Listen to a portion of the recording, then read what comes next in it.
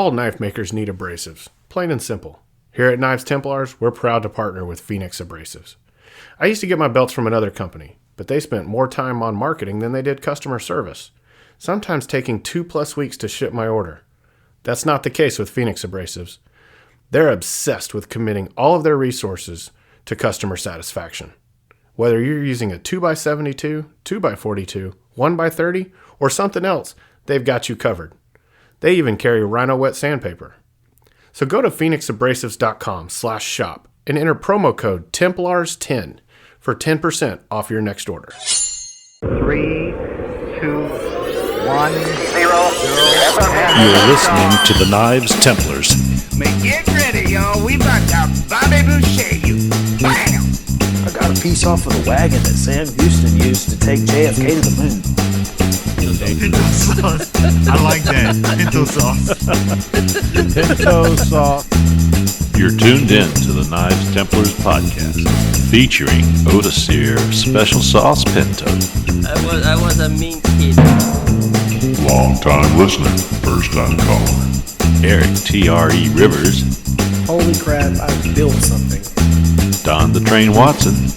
I can pay all my credit cards and beef jerky credit line at Bucky. Joey the Riot Terrier. Cochon de lait will make you smack your lips and anyone getting too close to your plate. Mark Vasallo. You drinking my soupy? And Chip Shegman Carlisle. And now broadcasting alive, it's the Knives Templars. Coming to you live from Porkhouse Studios located in Hartselle, Alabama and other U.S. locations. This is the Knives Templars podcast. We are the coolest knife-making podcast on the planet, and we are downloaded around this big blue marble in over 24 countries. We are on air, on demand, and heard worldwide in all of your favorite apps and at knivestemplars.com. About that one, he's like, my son will say the reading. He's like, it's not like you can make it up. It's like, hey apostles, what's up? All right. Well.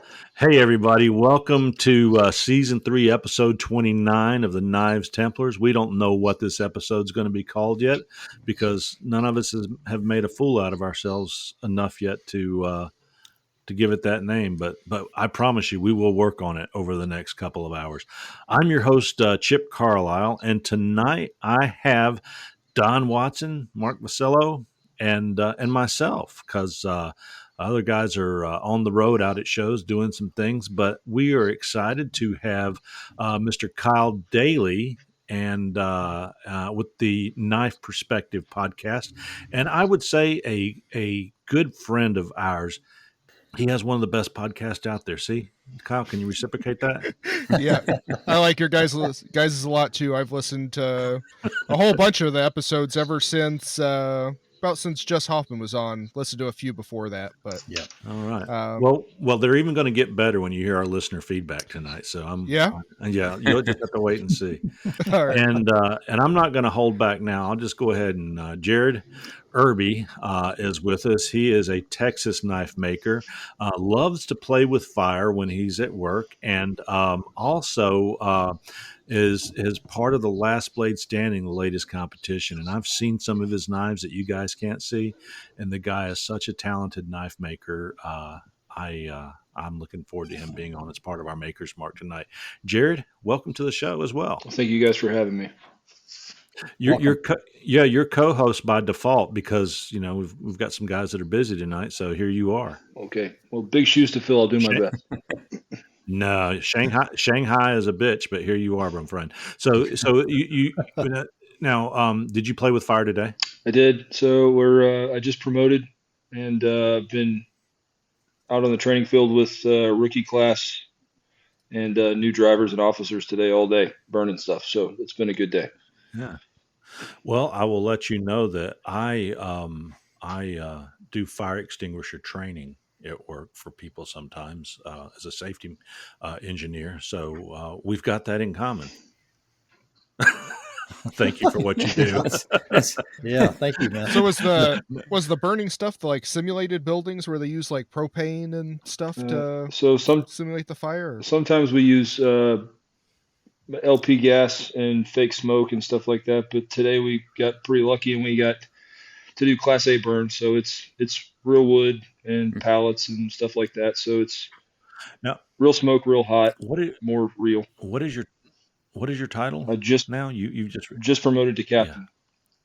Congratulations on Yeah, that. that's awesome. Congrats. Yeah, my sister is an executive something or other with the Delaware State Fire School, so I have all types of T-shirts and stuff she's given me over her long career there, and it's a neat thing to go there because their fire science program and their headquarters for the state, has got helmets that go back forever, and I'm sure you've got probably something similar in your area. It's just so neat to see that history and the science of fire. But yes, the extent of mine is. I had a turnout coat. Is that what you call it? Turnout? Yes, sir. Yeah. I had a turnout coat at one point when I lived in Michigan because of a job I did. Didn't have the lower half, so just the top. But I did fire extinguisher training. But beyond that, that's about it. So kudos to you and thank you for what you do. We're gonna have you tell us a little bit more about that later. Hey, guys, you want to know what's on the menu? Yeah, I let's do do. it. Let's hear it. Well, this week we have a brew review, and I decided just to keep it real. Okay, I decided to keep it real, and you'll find out in a minute. We've got some news for you. I've got some feedback that's going to change this whole podcast. But I can tell you, I've already broken the rule a couple times, and now that I'm self-conscious about it, I might be able to fix this without having to go to 12-step program for talkers. We're going to have our Pops Makers Mark. We've got some questions and some topics to talk about, and that's going to bring us on home. But with that, I want to tell you guys that being here for a new episode, our goal is to teach rising and established makers like everyone out there, and including ourselves, the art of knife making so that they can pave their way into making it a wonderful hobby or business. It might have been Kyle or someone else that said this. If you want to make $1 million in knife making, or $1 million, start with $2 million. I think it was. That's right. Excuse me for screwing that up, but there's guys out there that have successfully. I hear there's really good engineers that have turned it successfully into businesses. Yes. We had a roving reporter from South Carolina last week, Kyle, give us a lowdown on engineers and knife makers, and he has a lot of respect That's for right. them. Yeah. Nice. What did you pay Dan? What did you pay Dan to come on our show and say such good, nice things about you? And not too much. He actually pays me to help do all the technical side. So Yeah. My goodness. He put you on a pedestal, and deservedly so. But here we want to thank you guys for listening to the Knives Templars podcast and helping us continue to raise up in the ranks of knife making podcast out there. And before I jump in the show, I want to say one thing. You guys been out to knivestemplars.com? Yep. Oh yes. How you loving that? How you loving the website? It's not. It's there. It's got some good stuff on it. Really good, man. I like it. Yeah, it's not too intrusive. It's not too bulky. But recently Mark did some videos, some Templars tips, and loaded them up there, and we've got those playing out there. We've got our Templars Knife Templar Nation partnership thing out there, or program out there. We've got Knife Perspective, we've got the Rivers Experience, and we're getting ready to put some of our other colleagues in the industry, people that we believe and use their products. And then we've got just makers. Jared, you're a maker. Kyle, you're an egg maker. Mark, you're a maker. And I think I've already put your logos and links out there. But you want to be on there, and you want another avenue for being recognized as a knife maker. Through our search engine optimization, as that continues to grow, send me, and I'm talking to everybody out there listening today, send me your logo, send me your website address to knivestemplars@yahoo.com, and I'll put you up on there as a partner maker. We'd love to put you there. But guys, go out and visit knivestemplars.com to see what we've got going on and where we are. Did a great job on that one, buddy. Thanks. What's that? You did a good job you did a great job on setting that website up. Oh, yeah. Thanks. I wish it would I wish the whole thing. I wish I could make knives as easy as I can do Photoshop. I mean, I can Photoshop and make Mark Vassallo look beautiful. But if I try to Photoshop a knife, it still burns and crumbles in my hand. So Yeah. And we'll cut this bevel here. yes. I have a story to tell you, but let's jump into the brew review. You guys ready to talk about it? Yeah, let's do that, Chip. I am. Well, let's just see here before I jump into mine, because I got a very fancy beer tonight. Mark, it's still between now and Easter, and I know that you're drinking seltzer water. Yeah. Look at him; he's drinking his water tonight. That's That's very good for you. Good for you. And Don's drinking cow. That's 2 cows squeezed into a cup. Oh, yeah. I actually looked up cow. It looks like an interesting drink. It's for people that don't want the side effects of drinking a lot of coffee, and they find it to be a very, very delicious drink. I have to try that sometime. Got to. Hey Don, I is like that what is it like? Is it a mix or is it a like No, coffee? It's ground up. It's ground up cocoa beans. Got cocoa. But how do you just mix it in water or heat it Brew up or just do you like strain it? I just brew it just like you would a cup of coffee. Okay. Yep, sure do. It's easy. Yep. How many people do we have on here that are history buffs? I got to know a little bit. Okay, good. Just a little bit. I love history. My son's one of my sons is a history education major, and it just tickled my heart because we get to talk history all the time. And I know my family's heritage as far as coming over to the States. I can't go back that far, but I can trace them back to when they came over. But I know what they did when they got here, and that's kind of cool. Well, as part of that, I was reading something the other day. And it was about coffee during the Civil War. You couldn't get a good cup of Joe during the Civil War, and guys were doing all kinds of things.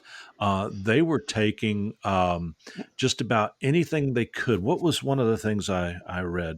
They would roast some type of Dandelion bark greens. too. Bark. Yeah. Mhm. What did you say, Kyle? The guy we just Hickory interviewed, or- Kevin Estella, he said they would do, or chicory has always Chicory. been one of them. That was it. Yeah, chicory. But he said you could also do dandelion greens. Yep, they would And, do really? they would do acorns, they would do roots and dry them out and grind them up like coffee, and whatever, not spices, but whatever they had, they could throw in to give it some flavor. And they even had one that was what was the guy's name that was at Gettysburg? That did y'all see the movie Gettysburg? Yeah, but that Yes. was years ago. Yeah. Pickett/Charge. I was trying to remember General Pickett. He even had his own special battlefield brew that he made from just whatever he found. And so I guess it was a thing. For now, I'm going to stick with coffee. But cow, I'm going to have to check that out because I go looking for my cup of coffee every morning, Don. Oh yeah, I do too. I drink coffee, but just that night I've been drinking this, and it's pretty good. Yeah. Pretty good taste too. Yeah, I had to try it. Jared, you drinking from a fire hose tonight, bro? Not tonight.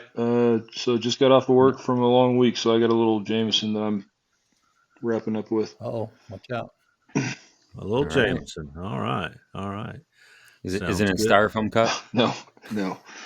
Oh, good. Dixie cup. You drinking it straight or with a single block of ice, or you didn't throw any Mountain Dew in there? did you? Just ice. There you go. Man knows how to drink his Jameson. Kyle, I saw you had a fancy can. What's in that can? fancy can of Diet Pepsi. Oh, okay. Yeah.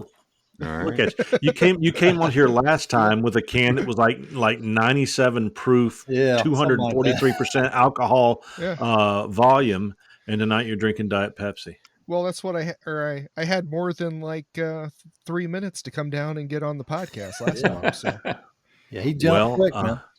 Well, I thought- I tell you what. With that being said, let's take a quick break, and when we come back, we'll go into the brew review.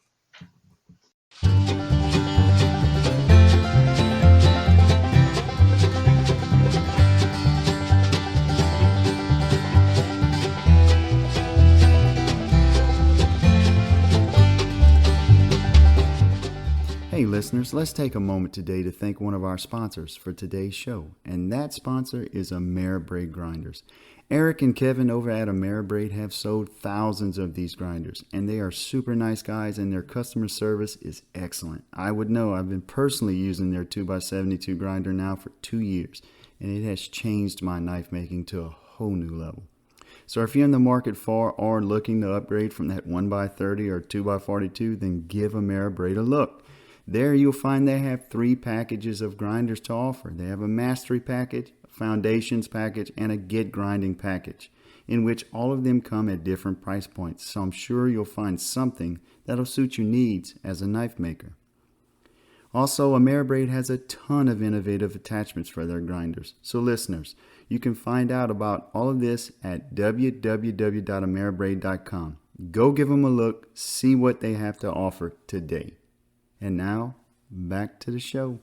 So, guys, welcome back. I mentioned I'm going to keep it real this week.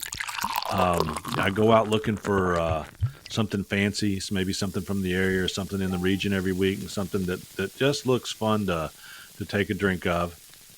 And when I find it, I come on the show and talk about it. You know, and it's usually just drinking one. But here, I have probably the beer that I'm drinking now. And I don't want to sound like I drink too much. I never drink more than probably 2 beers in a day. And in my role in my life, I've never felt that you should do anything to excess except make knives and fishing lures. So I just want to put that out there so my friends and colleagues that listen to the show know that while I'm keeping it real, well, they'll know this by when I announce this beer, guys. Let me show you what I'm drinking tonight. I'm going to hold it up here for my friends to see. I'm drinking the Michelob Ultra. The Old kidney man's cleaner. beer. The kidney cleaner. Flushing the kidneys. Yep. I switched to Michelob Ultra when I went to a size 40 waist, and I'm down to a size 41 waist now. And Nice. But I'm working on it every day. And but let me tell you what the company says about their brew. Michelob Ultra is a superior light beer brewed for those who understand that it's only worth it if you enjoy it. Containing only 95 calories and 2.6 carbs, Michelob Ultra is a light beer brewed with the perfect balance of Hercules hops and wholesome grains, producing a light citrus aroma and a crisp, refreshing finish. 4.2% alcohol volume. All right. Not bad. Yeah, that's about it. Now, I'm going to tell you what I have to say. I said that I wrote this down. I was writing this down for the show as I was preparing the other day. I wrote, every beer lover has this one universal fear of growing a beer belly. And you usually don't get afraid of it until you look down and there it is over time. This is exactly human psychology and the natural emotion that Michelob Ultra has tapped into. They've tapped into my brain. Not only do they understand the need for a low-carb, low-calorie beer that helps their customers sip without any guilt, but they also keep it equally tasty and retain the joy of having a beer, and I can say that. The Michelob Ultra ingredients are always organic and low in gluten. I read that, by the way, just so you know. I'm not that smart. But that's it. I just say drink it if you enjoy it. It's got corn, rice, ammonias, and flavor, aromas and flavor, medium carbonation. And, well, let me tell you what our bottom line is. This stuff may be all right with a bowl of cereal or in the morning, or when it's 117 degrees in South Alabama and with 80% humidity after wrestling a wild boar in an early morning hunt in the hot sun. Otherwise, I can just drink air for free. Coors Light looks and tastes like a craft beer next to this, but for what it is, 4.5 hops, it is what you get. I still get to drink a beer. There you go. All right. I think this is the longest I've ever heard anybody talk about a Michelob Ultra. Yeah, that's right. Well, Stop, get one up. I had to sit down and start writing something for it, and that's what I came up with. So, Kyle, can you one-up me with a dad beer? What do you got? Well, I remedied my situation and got a Yingling traditional lager, the original amber beer. Yep. So that's good beer from the America's oldest brewery. It is. You know, it's interesting. It's interesting about Yingling is that when I used to live in Delaware, and and we get Yingling all the time over there. But when I moved to Texas, for the longest time, I don't know. I guess they didn't sell it past the Mississippi or something, and we would have folks bring it over, and we'd have some. Do you get that down there, Jared? Is there any Yingling down by Yeah, you? it's been here for a couple of years. I like it. It's good stuff. Yeah, a couple years. Yeah, So, they stopped distributing. So Indiana just got it like 3 or 4 years ago, mhm. but it's still not available in Illinois. But when I visit my dad, I usually grab a pack or so on my way back. So Yeah, absolutely. Yeah, when I lived in Louisville, Texas, we used to. I had Don. What year was my Trans Am? Let's see if you get it right here this week. 78, baby. 76. My goodness. Ooh, 70. I thought you said 78. 78's when Oh, I saw man, the I'm sorry, buddy. Bigfoot. 76 is the Trans Am. Okay. Anyway, but it is good because Smokey's Trans Am was a 78. Yep. But we'd get a tractor trailer and we'd head over to Georgia and fill up, or head over to Delaware and fill up with Yingling and get it back to Louisville, Texas within 24 hours for the $50,000. It was quite a story. They made a movie about us and they just reversed the story around to get to Georgia. Exactly. We never got paid for it, but anyway, that's my story and I'm sticking to it. Congratulations on that Yingling. I can feel my kidneys being cleansed as we speak. Yep. We got some news tonight, guys. Before we get into this, I just want to go. The news is kind of winding down. I did read something. Remember when we talked a few episodes ago about the turkeys attacking the people in the trailer park? Oh, yeah. That's right. I did see on one of my news readers today that up in New England somewhere, it may have been Connecticut or something, they've put out an alert because the turkeys are on the prowl and attacking rich people in their neighborhood up there. And I don't know if I could find the story while we're here, and it's probably too much for right now, but I thought how cool those turkeys are now attacking the rich people as well in Connecticut. So there you go, turkeys on the prowl. The other thing is I'm very excited about this. I don't know about the rest of you. Mark, you could be if you jump in the car tomorrow morning. All right. Is Batson's Yeah. is taking place as we speak. March 31st, April 1st, and 2nd in Tannehill, Alabama. It's their 34 years. They've been doing this before I was born, it looks like. And 58, Don. And it's at the annual Batson Bladesmithing Symposium and Knife Show conducted at Tannehill Ironworks Historic State Park in McCalla, Alabama. Knife show and demonstrations with food and hands-on learning for a little extra fee. I think it's about $10. You guys will be listening to this on Monday. You're too late. But Mark, I can at least alert you now that if you want to drive up to Tannehill, I'm going to be up there tomorrow. Josh Howard will be there, who's been on the show, Forged in Fire. You will have James McClendon, who's been on the show and is one heck of a great knife maker. Somebody has a tornado warning right now. Go ahead, Don. I was just going to give you some breaking news. Florida legislature passes the NRA-backed constitutional carry awaiting DeSantis' signature. Breath alcohol test? No, constitutional carry. Oh, I heard bat. Oh, yeah. I'm sorry. Oh, Batson's. I was talking about Bats there. Yeah. So Florida, you guys you're going to go constitutional carry. Well, good for that's you. what it said. We're waiting on DeSantis to sign it. And he better sign that. I'm pretty sure he will. Well, I'm good. We're constitutional carry because I'm taking my money down to Batson's tomorrow. Oh yeah, and I am going looking for my anvil. carry your James anvil. McClendon, he's been sending me pictures. He sent me pictures of a 300 pounder for Yeah, I seen that $1,000 one. That today. looks like a pretty good anvil there. I don't know if I can carry that back. I can't get it out of the truck, so I can't bring it back home if I can't get it out of the truck. You got a tree? You have a tree in your yard? A big tree? You mean tie it up to it and drag it out? Yeah, but then I got to move it from there. But they had like $1,000 on it, and I'm thinking, $4 a pound. I don't know. I mean, but I don't know. That's a lot of money. So that sounds like Future Chip's problem. Yes. I think I'm gonna just get it in the truck and get it to your house. That's Future Chip's problem. Yeah. And unfortunately, my sons don't. Both of them don't live close. But I'm gonna be looking for something in the 120, 150. And here I'm gonna ask you guys because I know you guys play with steel when you're not doing podcast or working day jobs making knives. So I have been looking at a particular 120 pounder. and it is called a is it ABS? Help me out here, guys. Let me find it. Dead air, dead air, dead air. Is it on the messenger? ABS is the American Bladesmith Society. That's right. That's right. Okay. All right. And while we're thinking about it, everybody join the American Bladesmith Society.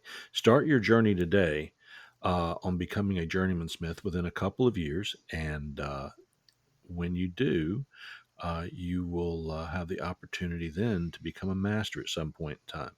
Go to the American Bladesmith Society's webpage and check them out today. All right, that was pretty good because I needed to kill some time here. Anvil brand, the AB Legend 120 pounder, $797, and it's got a 4-inch face on it. It's got a big old horn. Mm-hmm. Oh yeah. All you And need now is a 50-pound chain to go around it. You're set up. I've got all that. I've got everything I need for it. I only got 49 pounds of chain. But my point is, are you guys familiar with AB Legend? No, I'm not. Sorry. No, they're an ISO 9000 company, and they guarantee their hardness. They've been around for quite some time. They also make I believe I saw a 200 pounder that they make. But they're everything I've read on them is great quality. So if I have to pay $800 for a 120-pound anvil tomorrow, I'm thinking I just may go out and buy the new one and put my own dents in it. So we'll see. There's something to be said about having a 100-year-old hay button sitting in your shop, I would think. But and some people say, well, older anvils are better anvils, but I just don't know. What do you say, guys? Jared, what do you hit still with, Jared? So I've there's something cool about them. So I've got about a 400-pound French pig anvil that's 200 years old, and there's just something pretty cool about having something that's that old. I mean, it's survived 2 world wars. And probably at some point in time in its life, it may have made something for Allied forces. You never know, right? So if that thing could tell stories, there's no telling what it would say. It had a pretty rough go at it. She's seen a lot of use. And then I bought from a local dealer that deals in anvils. I bought about a 30-year-old, 330-pound Austrian pattern church window that's never been struck, perfectly flat, and that was a huge upgrade. Just because it's hard to make flat things without flat things. Right. Yep. Sure is. Yeah, and so the hay button I was looking at was a local one that got snapped up quickly. It was Facebook Marketplace, and it was a 1910 hay button, and it was in beautiful condition. The guy's shop that he was taking a picture, the guy had passed away. Family was selling it, and somebody saw it. And if that if an anvil goes up for sale, you better be the first one to call, or there ain't no sense in calling. So we'll just have to see. Maybe tomorrow will be a magical day. Maybe I'll place an order, but you're right. Something with that much age on it has wonderful story. I think that even like Josh Howard's hammer, that big 10-footer he's got in his shop, was building battleships or something at one point in time. So he's got an awesome power hammer. And you'd see the one he just built from scrap. I haven't. Go to his Facebook page. He just built a power hammer from scrap, and just makes you want to hate him. Tomorrow, I'm pulling his pig sticker back to North Alabama because he has to pull his trailer down there for Batson's. So the good news is since I've got a good opportunity to go hide that trailer down in Bankhead National Forest, maybe we can barter for some stuff. I've already, I don't know if I want to fight Josh Howard. He's a pretty tough fella. Good as gold, but he's bigger than me, much younger. But I'll be pulling that back tomorrow. Here we go. This is the part of the show I've been dreading. So let's take a quick break, and I'll let me compose myself, and we'll be right back. We'll talk about it. Somebody go back.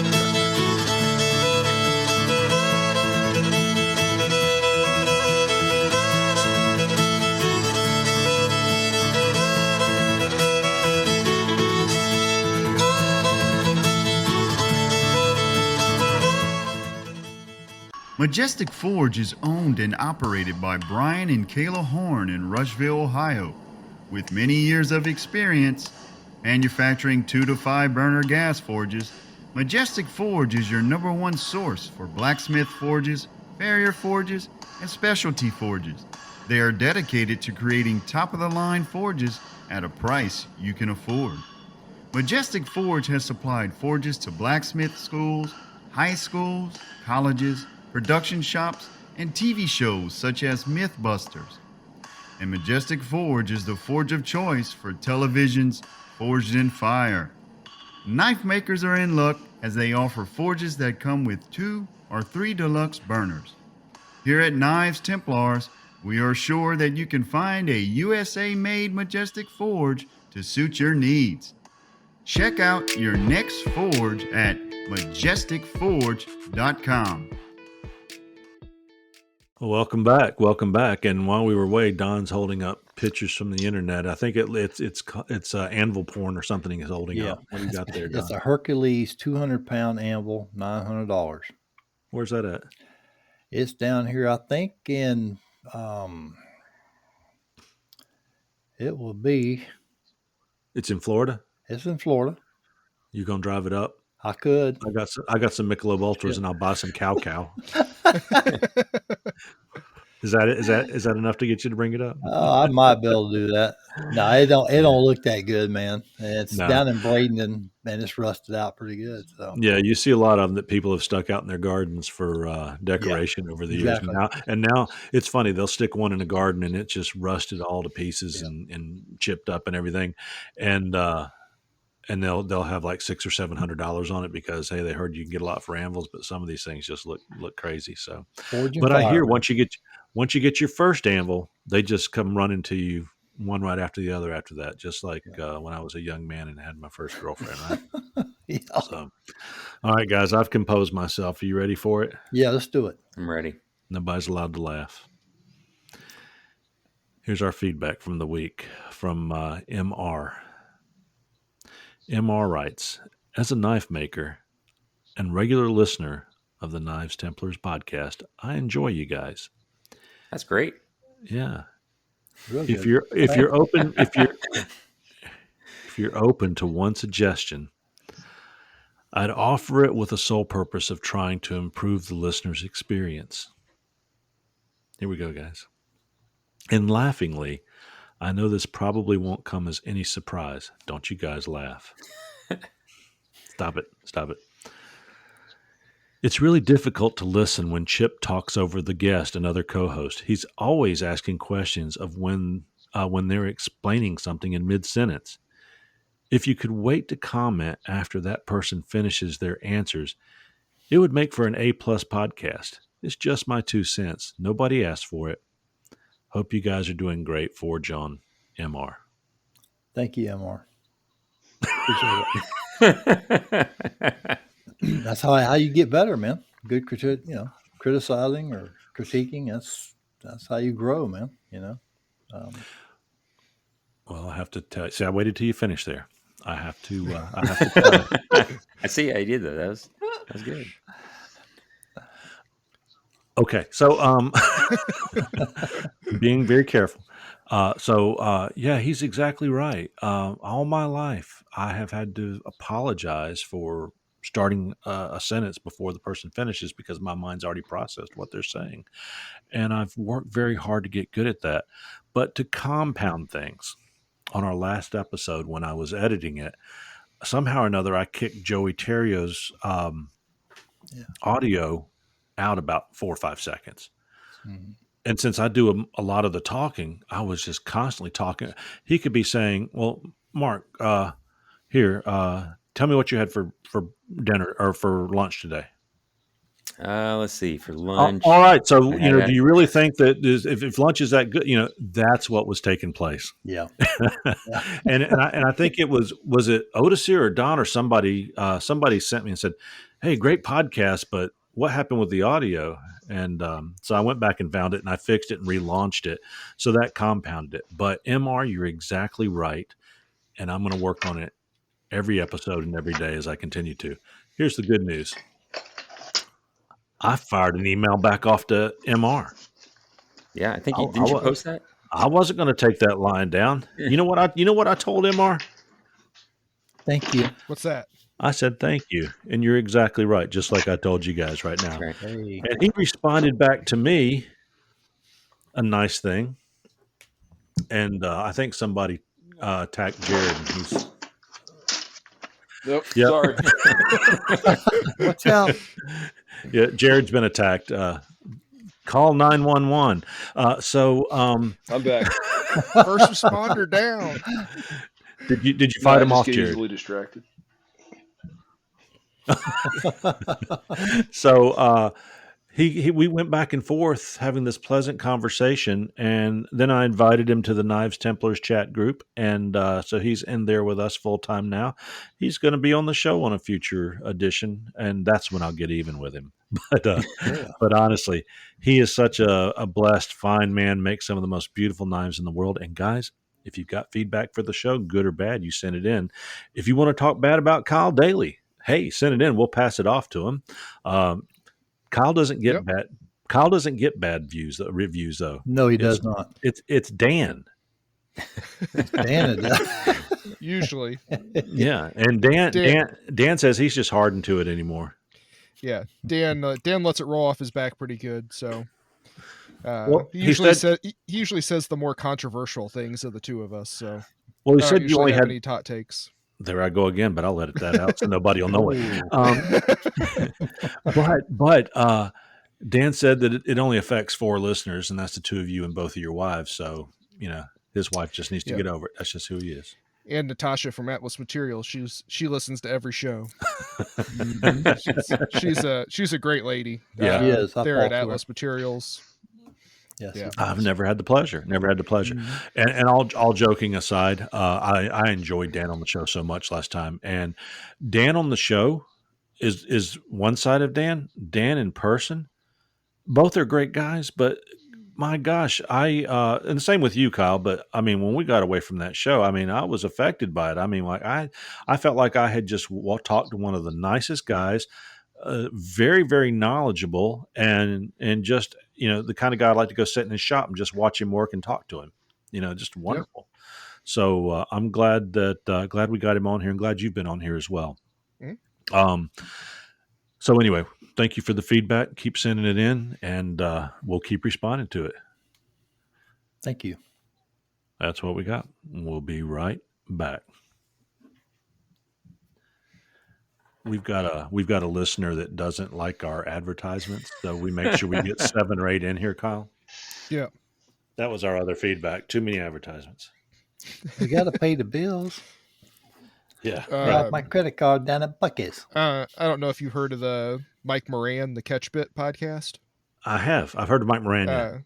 Yeah, he listens to our podcast, and we had our kids I had an interview in my garage and my kids were making a whole bunch of noise, and he goes, "You need to read the book, The Subtle Art of Not Giving an F." It's like, just do whatever you want with your podcast. He goes, "I loved it. I loved hearing the kids in the background. It gives a little more humanity to the show." So That's right. Okay. Yeah, there's the humanity.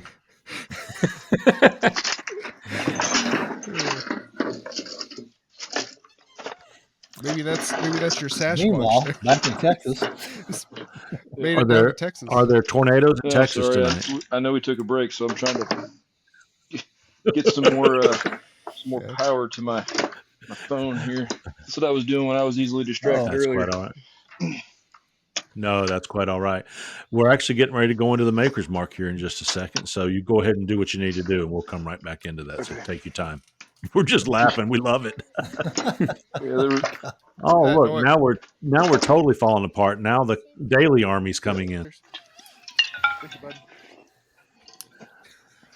All right. All right. Well, welcome back, guys. Enough about me and our feedback. I'm going to work on it here. But more importantly, tomorrow when I go down to Batson's, our friends from Pops are going to be down there.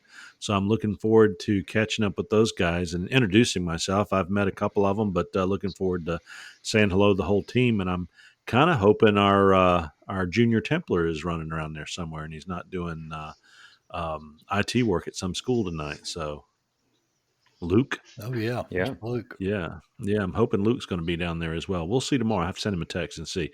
But going into the Pops Maker Mark, we have our guest who we've previously introduced you to. His name is Mr. Jared Irby from 31 Forge out of Double Oaks, Texas. And Mr. Irby was on the most recent Last Blade Standing and is such an extremely talented knife maker. We would be remiss if we didn't have him on the show. Jared, officially welcome to the Again, Maker's Mark. thank you guys for having me. Tell us a little bit about Jared. How'd you get started in making? There's really not much to tell. I just thought it would be a good idea to give it a go. So I didn't have any tools, didn't really have any instruction, just kind of went for it. And YouTube and lots of failures, and I've kind of figured out how to make it work. I wouldn't know that you had that many failures looking at the knives that you held up for us prior to the show on the video screen that people are not able to see here. But and we all have done that. I threw one in the trash last night off of my grinder that it got carried away. So that's a whole nother story. But your style is very unique. You've developed your own. Are you producing your own steel? I don't. So I've sold a few bars of Damascus here and there, but I don't advertise it really. But are you making your own steel for your use? Everything that comes out of the shop is mine. It's quite amazing. Tell us a little bit about your process. Well, most of what we do is culinary stuff, kitchen knives. That seems to be more of our market, right? So we'll do that. Some hunters. Right. And a little bit of everyday carry stuff. But yeah, I really like kind of out there type styling, right? Lines are really important to me. You can go to any knife store and find a million chef's knives that look exactly the same. So, and it's not because the design doesn't work. I mean, it's a good design. That's why they're still making them the same way, but just trying to kind of make it a little bit more curvy, a little bit, I don't know, more aggressive, sexier, whatever, just to try to kind of make it your own thing. They certainly are. They certainly are. Have you seen those sexy, as seen on TV, forged and fire knives over at the Walmart? Yeah, they look pretty solid. Beautiful. $9.99. Pretty nice stuff. They're pretty nice stuff. But I would say that your stuff certainly exceeds that in quality times 10 million. Yeah, I was going to ask you, you have Instagram? I do. It's actually 3i forge.com. And then we have everything. Okay. Social media is 3i forge. Yeah, the number 3 with an I. And it's sneaky. Forge. It looks like a 31, and that's maybe could have thought a little harder about making that decision, but here we are. So hindsight's better than foresight sometimes. Can I tell you something? Yours is just fine because I named my company Schegman Kniver, Norwegian. Nobody can spell it. Everybody can't pronounce it. Schegman knives. And so it means beardman knives in Norwegian. So I own beardmanknives.com, Schegmanknives.com, Schegmankniver.com. So if you're in one of 3 companies, you can kind of get there. And now it makes total sense because I cut a 2-foot beard off, and Beardman Knives makes no sense whatsoever. But at least if you look, I've got a big foot and he's got a beard. So hey, I'm sticking to that story now. But no, I went right to 3i with no problems whatsoever. So I don't think it was such a bad choice at all. No, I'm looking at it now, man. Beautiful work, man. Isn't that great stuff? Beautiful. It is. So how much time are you spending out in the shop? It's been tough with promoting, and we have a brand new baby girl that was here in December. So congratulations. Congrats. That's number 3 for us. So it's, you have to adult sometimes and be a parent, which is dumb. And then So any extra time is usually in the shop. It's kind of my happy place. I like to come out and be creative and just make stuff. Right, right. So tell us what I guess have we talked about it on the show what you do during the day? You're with the fire department, and is that there in I know Double it's not. Oaks? I work for a middle-sized department just kind of up the road, right between Dallas and Fort Worth. I got you. Also, you're in Dallas or Fort Worth. Well, I can tell you, I'll be stopping at your shop sometime since that's where I'll be flying into. I actually, my day job, I have to fly over to go to Waco and to Mhm. Palestine, Texas. So when I'm over in Palestine, I'll make sure that I'll give you enough time to buy steaks and get your forge ready so you can go out there and teach me some stuff for Yeah, free and you're feed welcome me. But anytime. And if you fly into you know, DFW, you fly oh, into the city that I work for, so we're real close. You oh said you wow. used to live in Louisville. Double Oak is the very next city to the west. Oh, wow, that's pretty cool. Yeah, and that was 1984, 85 that I lived in Louisville, Texas, and there was nothing out there except the neighborhood that I was in college. My parents had moved over there, and so you'd go up 35 and um, just a neighborhood over by a Texas Instruments plant, I believe, was over in that particular area. So I went to North Texas State University for a semester, got all sad for my girlfriend and ran back to North Carolina, and that's the rest of the story right there. But I love Texas. I was over there last time in 2010, but I'll be out there quite a bit more often now with a new job responsibility I have. So as far as Texas knife making, did you? I would assume you went to I Blade did. Show. Went to Blade, Texas. Yeah. Did you have a table over there, or are you just going as a I viewer? don't. We've actually never had any inventory, which is kind of a good and a bad thing. Uh-huh. To this point, we've Yeah. only ever done one-off custom stuff, and most of it's by commission. So we'll get some free time every once in a while to make something and put it out that's not ordered. Right. But they don't ever stick around very long. So we never have any inventory to really set up a table and kind of make it worth it for us. But that's 100% the focus for this next year. So Yeah. And that's not a bad situation to be in because when you've got a lot of work sitting around, you've got to find buyers for it. So if you're making it at the rate that you know, it's kind of I forget what did Dan say to us last week about becoming a knife maker or a guy who makes knives. That's exactly what he said. And which do you want to be? And I like being the guy who makes knives right now rather than a knife maker because I know Kyle, you carry the burden of you've got to make knives, and this isn't a bad thing. I'm not criticizing. I'm just saying you carry that extra burden that you're running. It's your business as well. Mhm. So that gives you a whole different aspect. Yeah, Brian House on the Work For It podcast has a good one too. Half your job is to make it, and half your job is to sell it. So that's always making a like we've said or heard it a whole bunch. Having a mediocre product with excellent marketing is going to beat a superb product with poor marketing. So gotta get out there and sell it too. For sure, for sure. So how long have you been making knives, about 8 Jared? years or so. Uh huh. It's just all been purely part time. So Yeah. Yeah. Well, I tell you what, it's pretty good. So tell me about your forged, not forged and fire. Tell me about your last blade standing experience, getting involved in that and everything you did, because I believe you're one of I the was final fours, second. weren't you? Second. Excuse me. And did you go to I Salisbury, North couldn't make it. Carolina?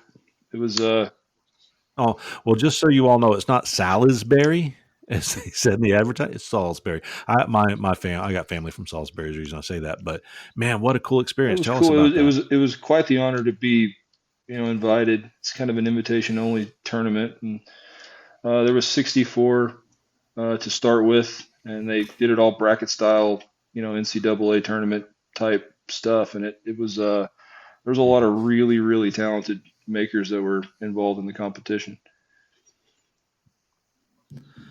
Well, did you? So you Yes, came sir. in second place out of 64. Did you ask for a recount? Because I think that's typically what we do in Uh, today's climate. I didn't. Colton Arias won, and his stuff's pretty sharp. So No pun intended. Yes, yes. And I know that there's some political candidates out there that are very, very sharp. But if you come in second place, you're allowed to cry shenanigans and ask for a second vote. It's just the way we are. But I can tell you the difference between first and second. What'd Ricky Bobby say? You're not first, you're last. You ain't first, you're last. Ricky Bobby's stupid. I love the movie, but I will tell you, watching the competition and watch it all happen, man, you're such a talented guy, and I have a feeling a lot of people are going to get to know your name more as things like this begin to happen. Like Dan had said about. No, excuse me. It was Jason Fry said, if you want to become a good knife maker, that's fine. You can do that. But if you want to become a well-known knife maker, get involved in the community, attend shows, and get that feedback, and you'll grow from there. And you're quite the impressive guy. So you're going to work on inventory for the future. But what do you see as the future of 31 Forge? Well, we're going to make a push to start our very first production line. So, and we've never done it before. So we've never made two of anything ever. So, right. It's going to be interesting. It's certainly going to come with its own set of challenges, but trying to make them a little bit more affordable, get them in more hands and get them out there and kind of push them. We've got a couple of stores that are interested in carrying our stuff. So, if we can, cool. If we can just make them a little bit more, affordable, like I said. So not everybody can afford to spend $1,000 on a chef's knife, but a lot of people will spend a couple $100 on the best knife they have in their kitchen. So True, but don't ever dumb down your product because there's a lot of people out there that there's enough people in every price range for everything. But if you, I used to own a fishing lure company, and you can beat yourself up. I couldn't compete with Strike King and Lucky Craft. It was amazing to me. People would go out and buy a Lucky Craft lure for $18, but they didn't want to pay $24 for one of mine that was handmade. And I just wasn't going to give them away for the sake of getting them out there. And when I say give them away, a few $100s for a knife is not a bad price if you can produce them at a profit margin that makes money and a capacity to be able to do that. So I'm not knocking that by any means, but don't ever undersell yourself because what you're doing is artwork. And there may be a difference between a production knife versus a one-off type thing. Not a big difference, just a subtle artistic differences that goes into that. But don't sell yourself short because my goodness. Now, I always say our shop and our forge and this, that, and the other, but it's only because I have a split personality and talk to myself. I heard you say we a lot. Is there? This is 100% a family business. So I've got got two boys. Well, my one is just about to be 7. He'll be 7 next week, and then one is 14, and they're pretty well involved with stuff. It's kind of hard to keep them. Wow. Dialed in, but they're interested in it. They like it. And the whole point of this was to kind of, they may not want to make knives, but at least there's something for them to do.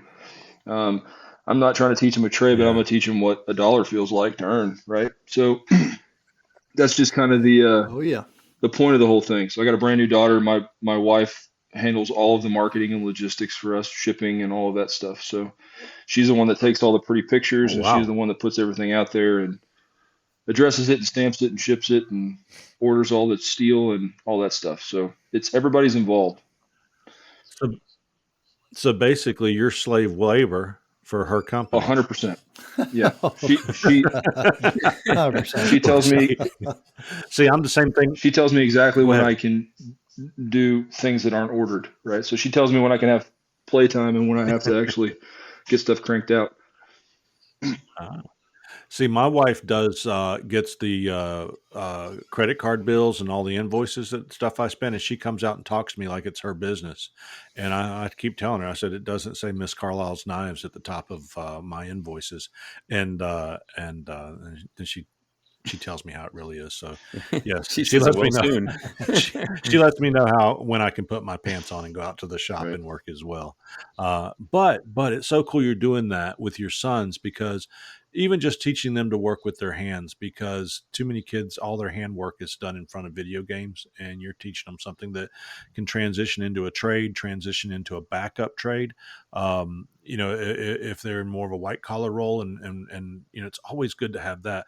But more than anything, you're creating memories for your children. And even with like my grandson now, he I don't let him hit my anvil, but I've got a little jeweler's hammer, and I've got a little block of wood that's I tell him that it's his anvil, so I give him a piece of steel. I do it with my granddaughter as well, and I go out there and let them beat on that, and just keep them far enough apart they don't smack each other in the head. But because they're only three,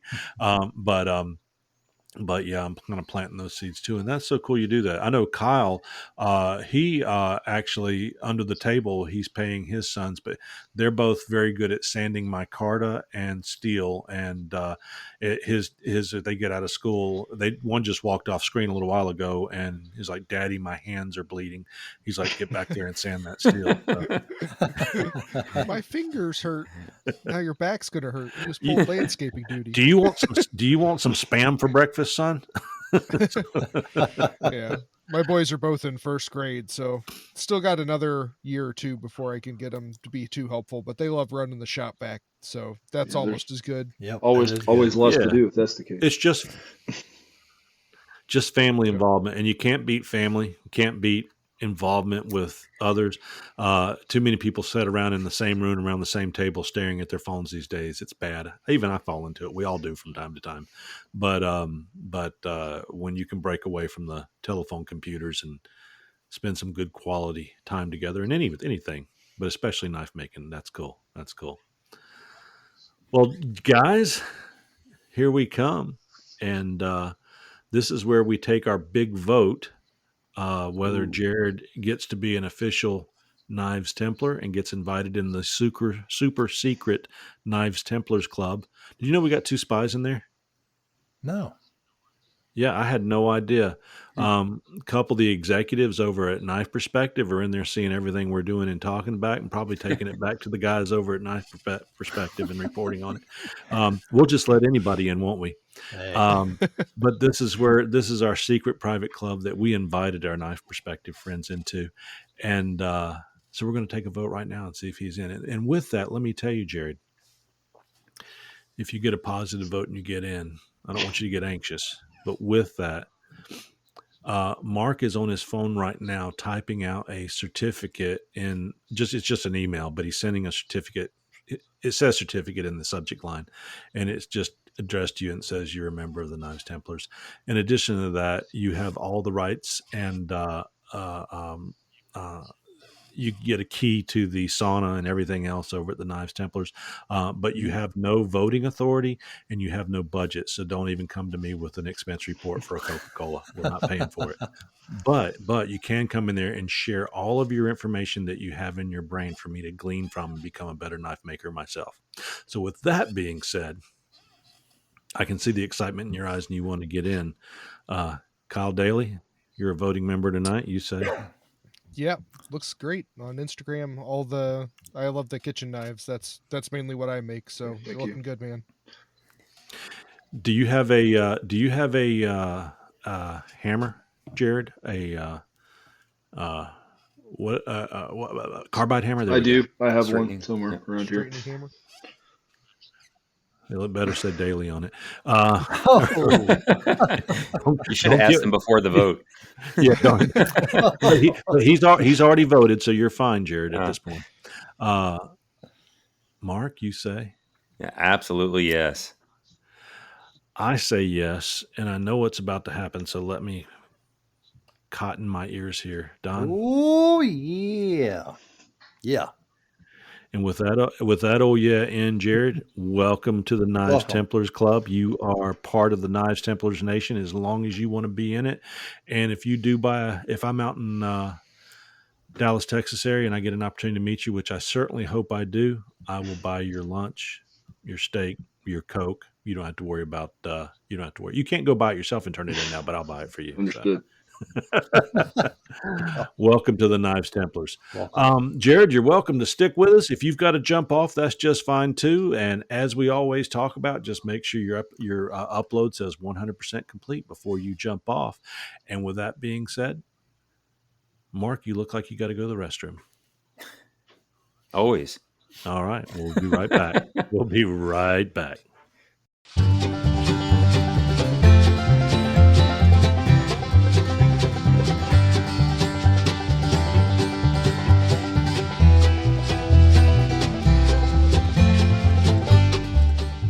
Pop's Knife Supply was started 40 years ago and is owned by 4 professional knife makers. Andy Roy of Fiddleback Forge, Alan Searles of W.A. Searles Knives, Joey Berry of J.B. Knife Works, and Dirk Lutz of Dirk Lutz Knives make a great team of owners carrying on the traditions and business started by James Poplin. Over 4 decades in business is a testament to the best customer service with same-day shipping on weekdays. Pops only charges actual shipping, and any shipping differences are refunded on your orders. Everything you need to make knives, from grinding, steel, pin stock, heat treating, and more, can be found at Pops. Visit them at popsknife.supplies. And now, back to the show. Yes, sir. Welcome back. Welcome back. He was good. He's making some beautiful knives. People need to go out there and check out his knives. they're amazing. 31 Forge. Beautiful. He's very humble, soft-spoken guy. You wouldn't know it because he looks like he could pinch you in half, and that's what's nice about big tough guys, that they got kind hearts. And he's just something else. And just so you guys know, he puts his life on the line every day as a fireman, helping take care of people in the Dallas-Fort Worth area. And we are so blessed to have had him on the show, and look forward to him coming back again, and also being able to chat with him in our Facebook group. So good deal. Don, Yes, sir. I hear you and Kyle have a segment tonight you wanted to talk about. Yeah, we're going to talk about the hammer, straightening hammer. There was a question. Go for it. There was a question about that. And I talked with Kyle today about that, because I never had the problem with that, straightening the knife and then going in and putting it on a surface grinder and having it go back warped again. I've never had that trouble, even though I surface grind most of my knives. But and I called Kyle, asked him if he ever had any trouble with that. So Kyle, I'm gonna let you explain that, brother, because you did such a good job on that. So I'm gonna let you have it, brother. Go ahead and take it. Answer the man's question. Do you want to read the guy's question? Yeah, let me find his. I'm gonna find it here. I got it right here. While he's looking at that, I do want to say, Mark VMAX, I do see you're sporting a Knives Templar shirt tonight. Oh yeah. Oh yeah. Look at that. That's right. Y'all got any of those Kyle Daly? No, we don't have shirts yet, but we do have some pretty impressive stickers that and posters that are going to be coming up. So, well, I'm going to swap some stickers with you sometime, because if you had a T-shirt, Kyle Daly, I would buy one of yours. I got some KH Daily knife shirts. I just don't have a KP Knife Perspective. Well, if you would like to sign up for a sponsorship, KH Daily Knives on the knivestemplars.com, we would be more than happy to sport your shirts. But I think, did I not put you out on knivestemplar.com as a partner maker? If I haven't, I apologize. I'm not sure. Just remind me. If you look at knivestemplars.com and go to the Knives Templar Nation, look and see if I made you a partner. If not, I'll put your knife brand and your logo and all that out there. So I know you did our podcast, but I don't yeah. remember checking the maker. Yeah, make sure I did. Make sure I did for sure. Don, have you found your message? Yeah, I found him. His name is Wild Boy. He says, I ordered a carbide tip hammer from JT a month or 2 ago and just got to use it. I peened the side of the blade until it was quite straight. Then I surface ground off the dimples and the warp comes right back. Just curious how come many recommend it if it doesn't fix the warping. Am I doing something wrong, Kyle? And it's up to you. Thank you. So I have had a warp come back, but usually once I grind it, I usually don't have the warp come back. So the whole the whole principle for the carbide straightening hammer is there's residual stress in the steel that happens during heat treating. So there's either compressive or tensile. So tensile is like push or pulling, tensile is compression or pushing. So those, when you heat treat, there's a lot, those atoms and stuff in there are getting really stressed, converting to martensite and a bunch of the other um, molecules and stuff in the steel. Yeah. So that's usually what causes your warp. Now, a lot of the steels are really good at doing what is called shim tempering, where you can put them in the oven and overstress them, bend them the other way on a flat piece of steel with like some sort of steel piece or whatever to overcorrect them, and then during the tempering cycle, then they'll be back straight. I have a really good experience with that with like CPM 154 and 154 CM, but on MagnaCut and some of these other higher alloy stainless steels, Yeah, we're really getting the flash flood warnings here. Good thing our house is like 20 feet above water level, so yeah. You're getting it too? Oh yeah, we're getting tornado watches here in the area right now. We had a tornado come through town last Friday night, about 1 a.m. So ripped a nice swath through town. So I'm watching a little close tonight. So anyway, everybody okay? We had one death in town, yeah, but there was a lot of house and land damage. So, but anyway, Gotcha. didn't mean to deviate away, but we were both talking weather as I was looking, making sure I'm in the upstairs room right now. So back to what I was saying. So when you heat treat, there's a lot of stresses that are happening in the steel, and that's part of the reason we do the tempering cycle is to somewhat relieve a little bit of that stress without removing some of the hardness. So when you have a warped blade, usually on one side of the steel, it's compressed or pulled more than the other. So that's why you hammer on the inside of the curve, which is the part that's pushing in. Mhm. And as you hammer it, you're pushing the steel outward, and that's what causes that to then come back straight. So the balls that I use in my hammer, I like to go from the heel or the spine down to the edge in like a line, and then kind of work from the center of the curve and work towards the handle, and then I like to work towards the tip. For whatever reason, that's just how I've gone about doing it. I don't think that's really how, or you could do it the opposite direction, but when I've ground a bunch of the dimples back out, I usually don't have it too much. Every so often I'll have to like hammer it again as I'm grinding, but as I grind my blades, I keep an eye on it. If you're going to be wanting to have that top part really flat, like kind of like that's nice and surface ground or whatever, you might want to not hammer on that edge and try to hammer more down to where you're going to be grinding the blades, and see if that helps. But sometimes it just doesn't work. No matter what you do, sometimes the hammer doesn't do the trick. I've hammered about 300 blades now, and I've cracked 4 of them. Yeah. So well worth the money. it's still not a magic bullet, but it saved me, would that be 296 blades that would have been warped for grinding. So yeah, try doing the different hammer technique, the surface grinder, sometimes pulling it flat and grinding in different ways. There's definitely technique and skill to the surface grinder, especially if you're using one of the surface grinder attachments. Yep. The stone surface grinders I know are a lot better at not inducing a warp as you grind. The surface grinder attachments, like using your hands, moving it back and forth, introduce a lot of error, and usually those slides aren't nearly as tight as some of the like stone surface grinders, that it can hold tighter tolerances. So try some different stuff. Don't give up.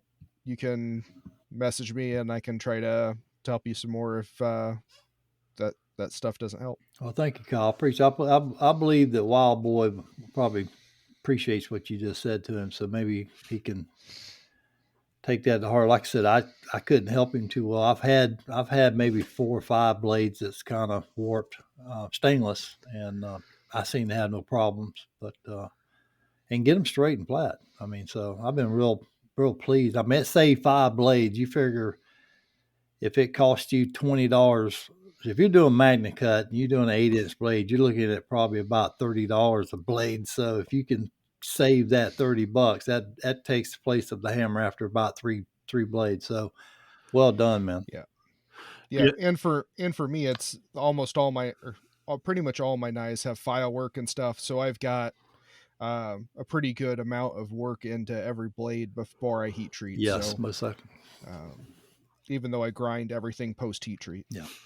When that happens to me, I don't have a straightening hammer. You can use that on carbon steel as well, Kyle? Oh, yes. Yep. Okay. See, I don't have one, and I guess I need to go ahead and buy a KH Daily hammer. But up until this point, I've just been selling them as grapefruit, fruit, and melon knives. People love them. Yeah. Peel around to cut around a corner. Yeah. right. The high carbon grapefruit knife. I can tell you, there's quite a patina on that once you get through half a grapefruit. Well, that is wonderful, and that's what Dan was referring to about putting Kyle on a pedestal. Not only is he a great knife maker, he's a great engineer and understands the materials. And once I get back from Batson's and I got this next purchase, we all add a tool here or there.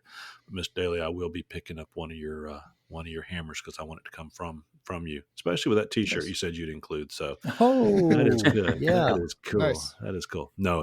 He's got swap cool T-shirts stickers sometime, though. but Got some cool stickers. I think there's certain people that come into your lives and you're glad they did. And I'm not getting all emotional with you, Kyle. I'm just saying that, hey, you're a good influence on this community. So Thank you. And I know another good influence, and his name is Mr. Jason Fry. So let's take a moment because he's got a tip for us.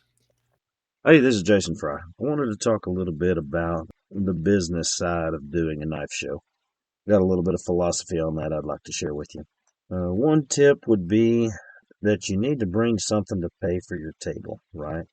You better have some trinkets or some gizmos or some books or some price point knives.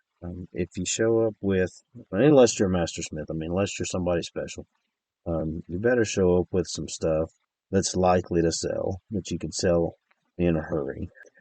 I will try to have a $150 little EDC knife on my table, for example, or some books or something, because there's nothing worse about a knife show than working all day and not having enough cash in your pocket to go eat dinner, right? So you set yourself up for success by having a little bit of stuff on the small side. I would say the opposite is also true, right? You don't want to go to a show with just an assortment of boring stuff or cheap stuff or low-end stuff relative to your capabilities. So you always need to try to have one piece that is special, that is above your bar, that is dramatic, or that really showcases your skills, right? So, it may be a $500 piece or a $1,000 piece or a $5,000 piece, right? Bring something good that really showcases your talent. Those little cheap ones may pay for your day or your dinner, but the big ones are what make people stop at your table, right? The guys that just walk by and never stop don't buy anything from you, right? Another thing I want to say about that has to do with color. Even if you're the guy that makes micarta handled knives in olive drab and black, and that's your thing, right? Put a daggone purple one or orange or something on there, right? You need something bright to make that one stand out. I've actually done experiments with this. I had a run of factory knives that had a bunch of different colors, and I actually experimented with placement, right? So everybody always picked up the one on the right more often because they're right-handed, but I also fiddled with which knives got the most pickups out of this array of 6 identical knives with different colored handles. And it's usually the bright ones. It's usually the dramatic ones. Now, that's not always the one that sells, but that's the one that gets the most pickups. So take that for what it's worth. Another tip that you'll see pretty often has to do with how you interact with the customers, right? Unless your stuff is just something special, you'll get better mileage out of smiling or greeting really every customer you make eye contact with, right? Don't stand there like a carnival barker and holler at everybody that walks by. But if they look at you, say good evening, good afternoon, good morning, how you doing, any of that. Then they'll sometimes walk up to your table, and there's several kinds of folks, but one kind of people doesn't like to pick stuff up without asking. Like they look at it and they just wait, right? And I like to tell those folks, go ahead and pick it up, right? If they say no, it's okay. I'll usually make a joke. I'll say, man, well, you're not gonna buy a car without a test drive. So you need to pick this knife up so you can take it to your house. Something like that. Not hard selling, but being a little goofy. I personally like to set my knives with the handle pointed toward the customer and the blade pointed toward me. If you don't have very many, you can set them horizontally on the table. That's fine. But I want my table spread to send the message to the customer to pick up that knife. Right? I want the colorful, bright handle part out front. I want everything about it to say, pick me up, man, pick me up, right? Because they don't take them home unless they pick them up first. Another thing about table arrangement is that I tend to put my knives in price point order. It doesn't matter if you go left to right or right to left, but what that does is it tells the customer like where the knife fits, because some of it's going to be obvious. I mean, if you got $150 knives or $500 knives or $1,000 knives, it'll be obvious which ones are the high end, right? But the other thing it does is it helps you keep the prices right. You can keep in your mind easier if they're kind of in order, not all mixed up. I personally tend to not put prices on my knives because I like to engage the customer, right? I want to talk to them. Many other capable, qualified folks will put prices on their knives, and they are not incorrect either because some people will not ask you. They'll just say, oh, if it's not tagged, I can't afford it or whatever. So both of those strategies are legit. You just have to decide which one you want to do when it comes to pricing. Another thought about pricing, there are times when you want to swing for the fence, and there are times when you want to take the bunt single, right? I tend to want to price, I feel like I want to price my knives a little on the hot side at a show because I'm there to make money and I need to make money, and I've got all these knives that I've been saving for months and I don't have anything, right? That works if you want to make a good return on each individual knife, but you tend to sell less if your prices are a little high. They call that supply and demand, right? Like if your price is too high, the demand goes down, right? So the other alternative is to price them just a little low at a show because then you can sell a bunch. You lose a little on margin, but you make up for it in volume. You're just going to have to decide for yourself. Pricing is one of the absolute hardest things about knife making business. I don't want to dive off into that too hard. Sometimes at a show, people will come up to you and try to knock some off the price. You say, "Oh, that knife's $300," and they say, "Well, you take $250." In general, it's up to you. There's no shame in saying, no, I can't do that. There's all kinds of negotiation games, but in the end of the day, there are no bad deals and no bad prices if everybody agrees on it, right? So if you decide you need the money more than you need the knife, and so do they, then everybody's happy. That's cool. There are no hard and fast rules on pricing like that in my book. So for today's segment, we've covered knife show pricing, we've covered knife show assortment and table layout a little bit. In the next round, we'll cover the things that you miss at a knife show if all you do is try to sell knives, right? There's more to this business than just moving product. So next time around, we will talk about the benefits of a knife show that don't involve knife sales. Come out. Yeah. So guys, welcome back, and we're at the hour and a half mark. So it is about time that we, or an hour and a half since we started talking. I don't know. I don't know.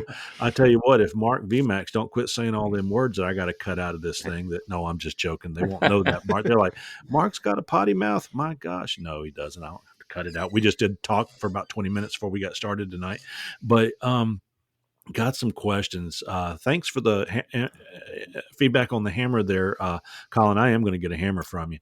You can advise me on which and how to do it because I know you got a couple different sizes. But question this week. This is pretty good, and this may go on for a while. Besides a belt sander, saw, and a drill press, so we've taken away the saw, the drill press, and the sander. Name 10 tools that you can't do without in your knife making shop and why. And you can't say a straightening hammer because we already talked about it. But I agree. I agree. That should be one. Okay. Can I say my disc sander? Disc sander. I'll write that down. Disc sander.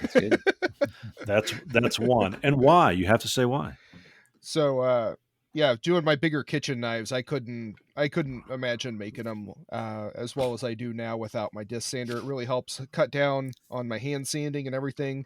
I've got the Nielsen disc system for mine. It's a aluminum hub with magnets, and then it has steel plates that go on and off. And I've got some with some rubber behind it, which really helped to like give it a little bit of cushion. It has that 70 durometer rubber behind it, and just gives a little bit of cushion when you're going on those finer grits on the disc sander.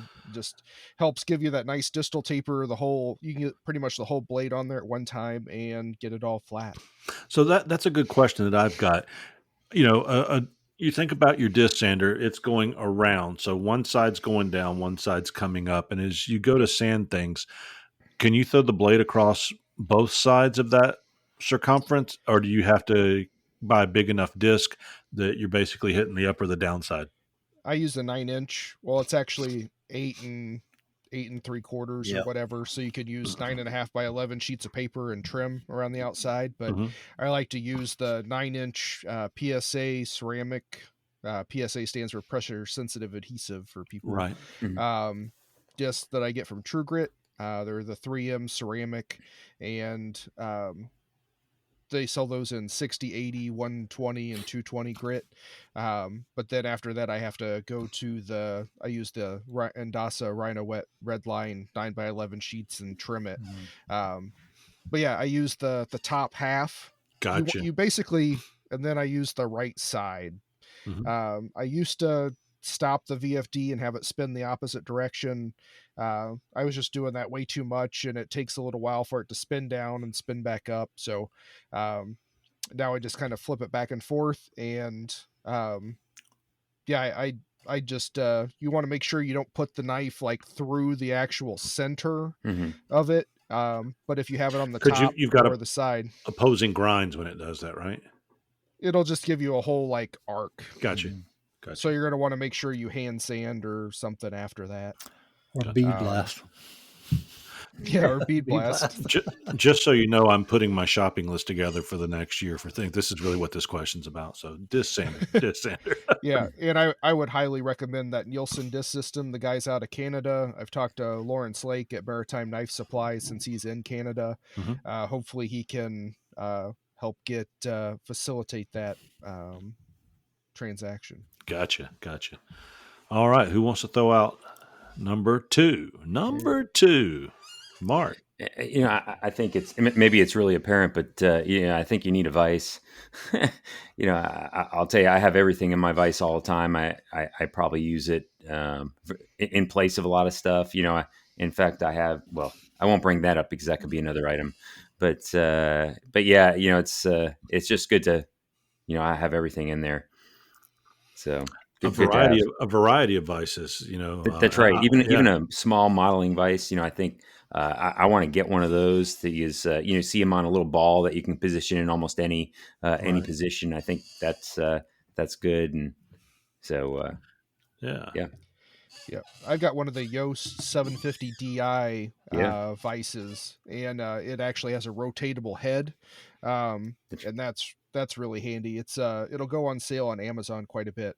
Definitely check that one out. That's a really good one for around the $200 mark. So, or at least it used to be. What would Otisir say is a tool he can't do without? Oh, I know. He loves his his file guide jig. Yeah, there you go. Yeah. I got one. I was just going to include Otisir in that because I know that he imports them from. He needs to import them from like they do. Load up a sub and send it out in the Atlantic and dump it off like cocaine on the shore because he said they cost as much to ship as they are to buy. So there's a black market for file guides. But yeah, I think a good carbide file guide, and not only Otisir's, Ethan Lee makes some beautiful file guides. Kyle, do you make file guides? No. Okay, I didn't want to undercut you there. If you did, no, you're good. I've got one that Brian Bump made. I think that's his name. He actually has like a dovetailed carbide piece on there, so it's not actually glued at all. It's actually physically attached. And I saw Bill Benke this past weekend at the Badger Knife Show, and his new one that is with Neil Kamimura for integrals is screwed on, and he's going to be going with screwed on carbide faces on all his file guides coming on his next batches. So that really helps a lot with not having the carbide fall off. The adhesive gets hot and then it fails. So True, good point. And not only for grinding in for hidden tangs and stuff, but if you are, hand grinding, it's a wonderful tool. It's a handle. It keeps you in line as far as your plunge line goes. It's a versatile tool, not just for taking your hand files to. So if you're taking your knives to a belt grinder, or et cetera, a lot of use there. Don, you've got a tool shop extraordinaire. What would you say? I could not. I'll tell you what, it's simple, but just the digital calipers. I thought he was going to. I thought he was going to say cow brewer. Cow When he said brewer. cow brewer. you're a fan of the digital ones? I like the digital ones, and I also have a height gauge, the height gauge too, that comes in real handy. So, What brand of digital calipers do you have? they are a Wixie brand made by Wixie, and I've had them for 20 years. The digital calipers I'm not so much a fan of because almost every time I pick them up, the batteries are dead. Yeah. So I feel like I'm swapping batteries all the time. So I'm a bigger fan of the dials. Yeah, I do. I have a set of them, but the this brand I have, the Wixie brand, it's I've had them for golly, it's got to be 20 years. I mean, back then they were $29 back then at Woodcraft, so I had to have them with woodworking. So I go out and buy the Harbor Freight calipers. Don't laugh now. I go out and buy the Harbor Freight calipers because they're like $8 or $9. And what I do is I go through and I set my my center lines, so I keep my gap, and I just drag them down the edge. And I hear you've got your height gauge and all for doing that, but for me, $8, and I grind it down the edge, and it seems to do good. Very rarely do I use them for actual measurements, but they've got measurements on it. You don't have to use the digital side because they don't last that long. But I'm like you, Kyle. I've got a fairly expensive set of calipers I've had for 25 years that are what do you call them? They're manual or analog or whatever. They just got the gauge on. Yeah. They got measurements on them. So, guys, I'm gonna. You're not gonna believe this. I mean, if we were playing Family Feud right now, we'd be taking home the bank. Are you ready? Because here I'm gonna bring her on home. A granite block. Oh yeah, Yeah. got Yeah, that's that. a good one. Yeah, you Very got to good. have that too.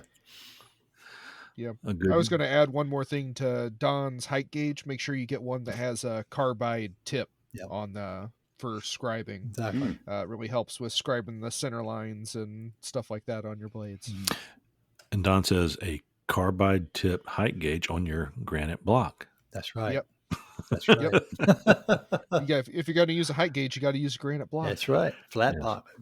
That's right. That's right. But you can usually find those like 9 by 12 or 9.5 by 12-inch ones on sale on like Woodcraft has them used to on be sale. Enco. Woodcraft and other Yeah, places. it used to be Enco. Now I think it's MSC that bought Enco. But they go on sale a lot, and they go on sale for like $40 shipped. So It's cheap that's because I have cheap. depends on Yeah, what cheap. how thickness though. I think I got a 2.5 or 2-inch thick one, but Yeah, and the great thing about those 9 by 12-inch ones is it's like perfect for the 9 by 11 sheets of sandpaper for flattening your handle scales and stuff too during glue And up. that's what I use mine for. Is I will go back and take my scales to it, and besides leather work, which I'm not doing any tooling anymore, I got tired of doing all that extra work. I'm not going to be a Joey Terrio with his tooling. And it's fun to do. I didn't want to spend that much time, but I do it for flattening handles and seeing that my knives are flat and this, that, and the other. So it's a good tool to have.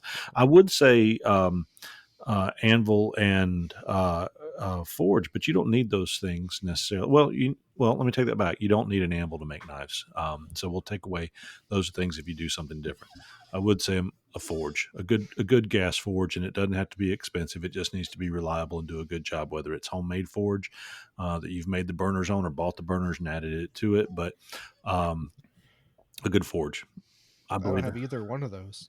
Well, and then you're going to say A heat treat oven. Yeah. But that's pretty pricey. yes, I know that my Majestic was a little over $500 for the 3 burner. Yours was probably $2,500 to $3,000. I'm guessing maybe a little 4. I think my even heat oven was like 1500. Oh, okay, Like it's much cheaper than I thought. Okay, That's pretty good. Yeah. So They're a with little that bit being more said, now, though. They're a little bit more now. Really? Yeah, they're about the precision, 2,200. yeah, the precision with a heat treat oven you can't beat. You certainly can't forge effectively out of an oven, but that's why you and beat steel. But you certainly can make a lot of very precise quality controlled knives out of an oven. I don't have one yet. I've got a heat gun right now. That's about as close as I can get to temps in color. I've heard quite a few people are using the heat treat ovens to help forge out the copper, the copper lined Damascus stuff. So it gets it to the exact right temperature, so you don't have to worry about getting it too hot and it all melting out. So That's cool. That's really smart. Cool. That is super smart right there. That is good. takes a little bit longer, but works better. So we've got 1, 2, 3, 4, 5, 6, 7. 1 disc, vise, file, calipers, and I said calipers and height gauge, granite block, forge, oven. So I think Eric brought this up a couple times, and since he's just messaging because he just got home, I'll throw one out that he's brought up a couple times. And I think you just mentioned it, that IR temp gun. I think that, didn't you just get one of those, Chip? I did. Yeah, and so I'll tell you, I thought that was, especially for a newer maker like myself, that I'm still heat treating stuff up in forges and just trying to get that heat treat right. It really started helping me dial in of what right looks like, and so and I found out I was way too hot. So likely you are. once I got that thing, I was like, wow, I didn't realize I was like 1,800 degrees on this thing. And so really started helping me dial in what it should be. No wonder my knife grew warts while it was. That's right. That's right. So let's see. We got 2 more to get to 10. And these aren't all the tools. These are just, because we could go off on, files and different types of files and just everything else. We're going on those really cool things that you could have. Bandsaw. Well, how about okay, what'd you get? Saw's already included. Oh, okay. Saw's already included. How about a digital angle gauge? Yeah. Like my iPhone? Well, you could use your iPhone. I bought one of, I have my iPhone, but I just bought one of those little simple magnetic angle gauges that you can zero out. And I use that all the time now. If I change the angle of my tool rest or my table, and so I can check my platen and then just throw it back on my rest, and then it doesn't matter if they're both off, as long as they're still 90 degrees, right? There you go. So and you can use it on your table saw and stuff like that to make sure the blade is vertical too. Yeah, So. I'm still using the angle gauge on my file guide when I'm sharpening knives. Maybe I ought to do something different, but it works. I use that Ameribraid sharpening attachment, so it just lays right on that arm quite nice, and I can pull up my degrees. One of the things I use all the time are 1, 2, 3, and 2, 4, 6 blocks. You got to have that. That's a good addition.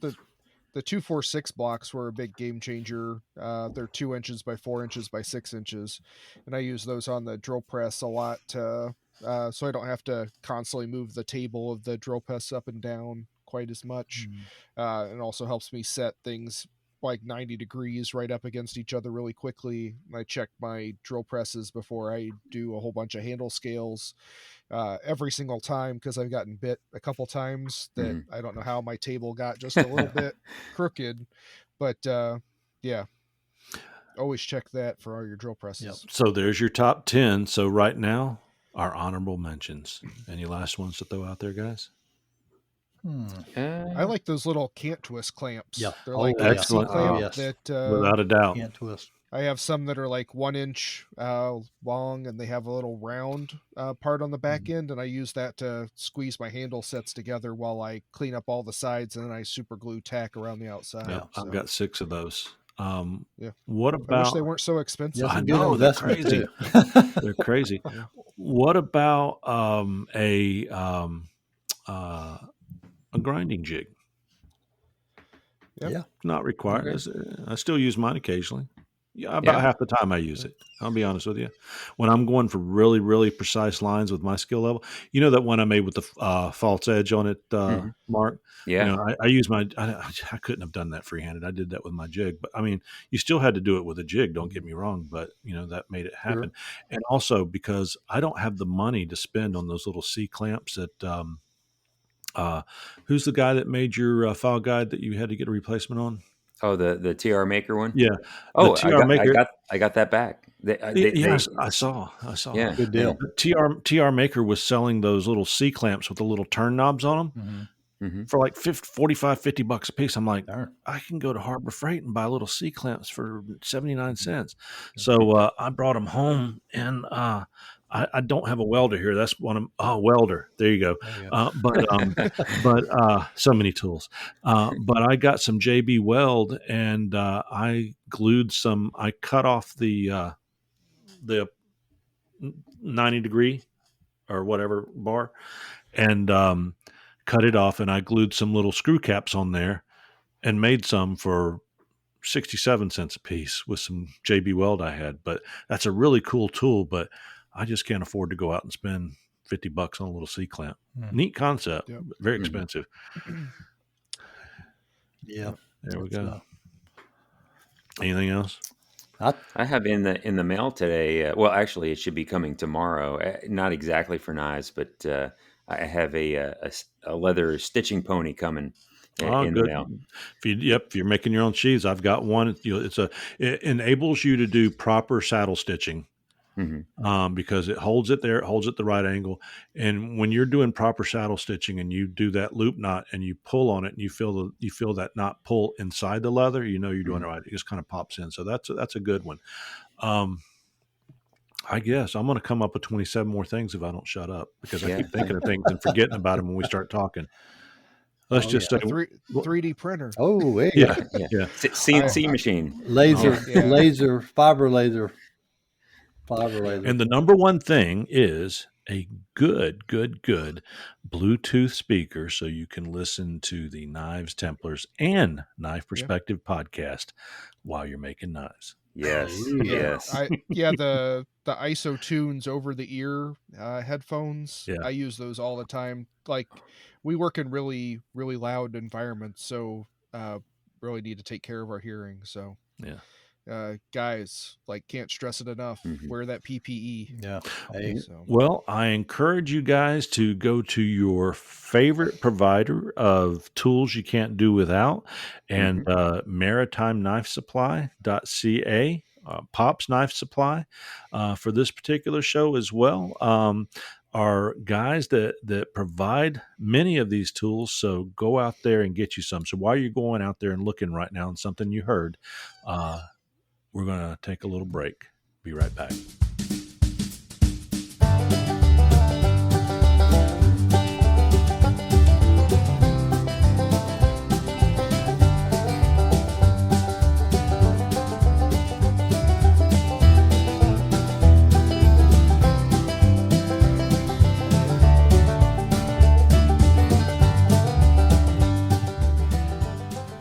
Hey guys, what was your source of inspiration when you first decided to make knives? You know, many go to the books and also some go to the web, but many also head to YouTube for videos. Well, we are fortunate enough to have Eric Rivers from the Rivers Experience as a co-host on the Knives Templars. But you know what? He's also a sponsor. And I tell you, 27,000 followers can't be wrong in following his skilled and educational regular videos that teach the fine arts of making beautiful knives. I know because I'm a subscriber to his channel and I learned at my pace and without making those mistakes by walking in the dark regarding knife making. Be sure and check out his channel, The Rivers Experience, on YouTube or his website at theriversexperience.com. And now back to our show. Welcome back, guys. I hope you all went out there and started placing your orders for those top 10. And actually, we could have a whole show just start listing components. I think the top 1,000 things you should have in your shop, because from a 99-cent item up to thousands of dollars, there's always something. We left out tire hammer, but again, that falls into the forging rim. So, one last question. We've got another 20 minutes left in the show, so this is going to be good because all you guys have experienced this as well as I. This comes from a guy by the name of Gary, and he says, "Guys, I'm having a hard time getting cleaned up. It seems like there's always black streaks. As much as I sand, I can't get rid of them. What is the best method for post-heat treat cleanup?" I assume he's talking about the bevels of his knives. Probably his knife in general. Yeah, he's quenched it, and he's got, I can say one thing, and I realize this: make sure you're quenching at the right temperature, and your knife's at the right temperature. That carbon won't separate from the blade. That's number one. And that stuff's on hard. Number two, I would say, is you need to make sure you sand that knife out to the degree you want that finish sand to be. If you don't do your grinding after you heat treat, some people, will grind after they heat treat. But if you're doing it the way I typically do it, you want to make sure you've got it ground out to where you're going to go back and just clean it up. You're not going to be doing your final grinding on that second one. If anything, you're taking it to the belt and just touching it up and, or just cleaning it up with some sandpaper. But I would say knife prep prior to heat treat is very important, and temperature. Yeah, I think guys.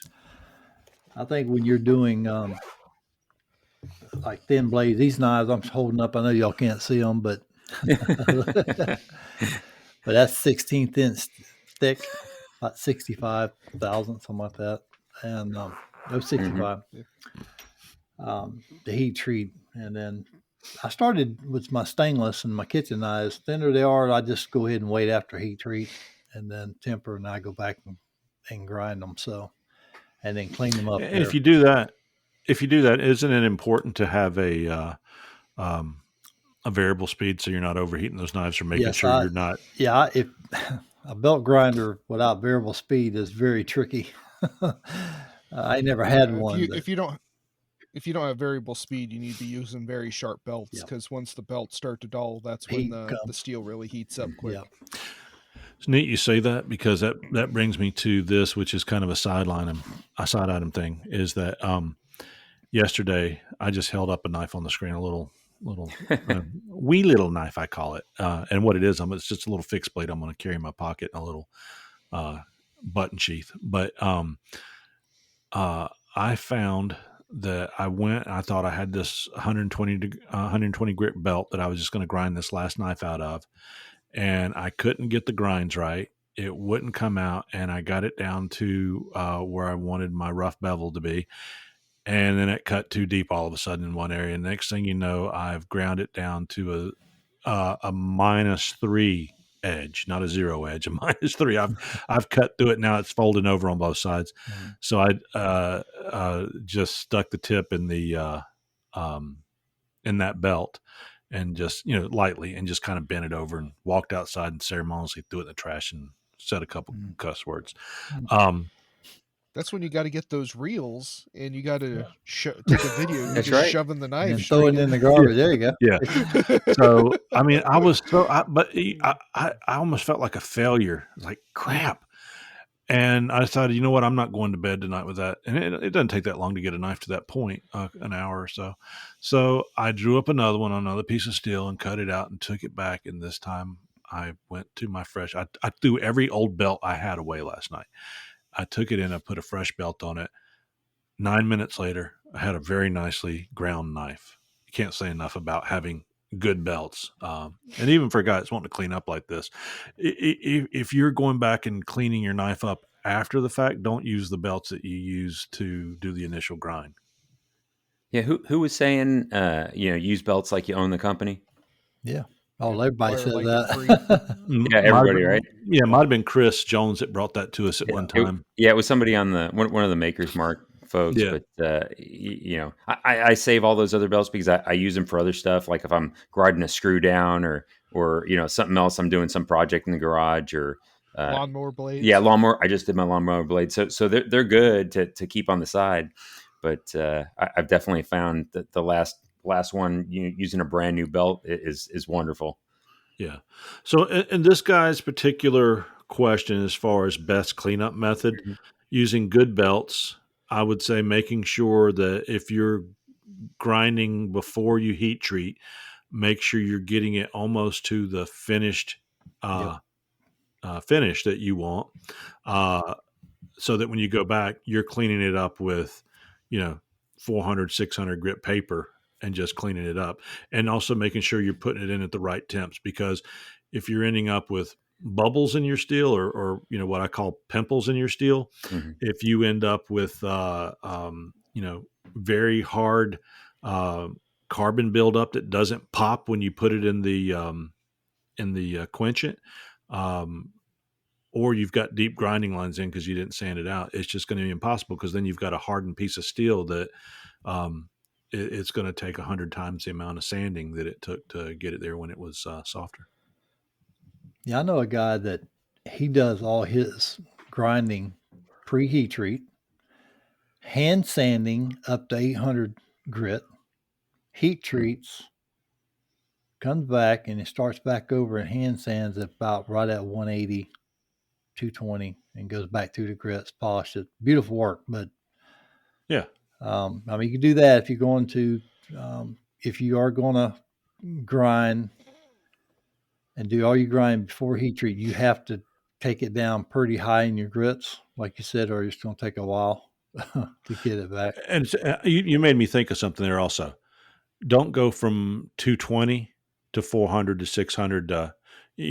Make sure that you're graduating up, because if you're not graduating up to the next grit size, you're jumping too far and you'll never get those deeper scratches out of there. Yeah, make sure your scratches all out. And then, but me personally, I never done that, because all the guys I watched and people I talked to when I first started, they always went ahead and pre-ground, and then some get the bevel down, do their 45s to their edge thickness, and then what they want, pre-heat treat, and then grind the bevels where you want it at for pre-heat treat, and then go in heat treat, temper, come back in and regrind your bevels to the thickness, edge thickness that you want. So that's the way I've always done it. Well, guys, I think we've kind of beat this one to death tonight. We have polished this one back up after we got started. So with all that being said, I just want to let our listeners know we appreciate you being here. We appreciate you also checking out the Knife Perspective podcast, one of our brother podcasts out there, and we enjoy what they do, and Kyle and Dan. And we want to encourage you to visit knivestemplars.com. But if you have questions, comments, product reviews, show or guest ideas, if you need to tell me to quit talking over people, subscribe and email us at the Knives Templars at Yahoo. You can also DM us on Facebook in the Knives Templars podcast group. And like I said, visit us at knivestemplars.com to stay up to date. This episode is sponsored by The Rivers Experience, Last Blade Standing, knife-wood.com, Ameribraid, and don't forget they've got a Templars 100 through April 30th that you can go out and buy one of their grinding packages for $100 off if you put in Templars 100 in at checkout. Majestic Forge, Byford's Guns right here in Hartselle, Alabama, Pop's Knife Supplies, Maritime Knife Supply, Phoenix Abrasives, and don't forget that they've got a Templars 10 at checkout, and you'll get 10% off your order there. Do you have a 10% discount off at Phoenix also for Knife Perspective as well, don't you, Kyle? Yes. See, I listen to you guys. I like your podcast. Yeah. So Thanks. we want to share that out there. That are there any other savings that your podcast has, Kyle? For At Jant's Knife Supply, you can use KP Grip to get 10% off all handle material. there you go. There you go. Thank you for that. Hey guys, we are available on iHeartRadio, Spotify, Apple Podcast, Google Podcast, Anchor, Amazon, Castbox, or any of your other podcast providers. If we're not on your podcast provider, send me an email and let me know, and we'll make sure we get it posted there. We've got a list of resources for you. Go to TRE Workshop on Facebook, great group, and also the Knives Templars podcast on Facebook. And the last thing I'll tell you is knivestemplars@yahoo.com. Give us any questions, comments, criticize, congratulate, whatever you want to do, because we want to make this a great podcast for all. With all that being said, guys, it's time for good night. Buenos noches. I got one more thing, if you don't mind. Oh, yeah. Go right ahead. So Blade Show is coming up, and if you want to learn how to add a little bit of extra bling to your knife, I'm going to be teaching the class on decorative knife file work on Saturday from 8:30 to 9:30 in the morning. So you won't have to miss much of the show. So I believe it's $25 for the cost of the class, and it's a little over an hour, and be teaching you how to do the 5 different types of file work I do. What was the lady's name that asked you to do that? Alicia. Yeah, she contacted me, and they said for how when people are giving speeches, they have people that stand over and do the sign language and everything. I thought that's what she wanted. She said no, that she wanted somebody to do interpretive dance while you're describing. So I will be there in a tutu, and I'll be doing interpretive dance rendition called file grinding. So. Nice. No, I'm going to sign up and go to that class, Kyle. I'm looking forward to it. Thank you for letting us know. So with that being said, I say buenos noches one more time. And you guys say? Good night. Have a great week. Good night. Buenos dias. Yeah. Hasta la vista. Baby. Baby. Baby. Good night. Good night. All right. Good night, guys. Tranquility Base here. The Eagle has landed.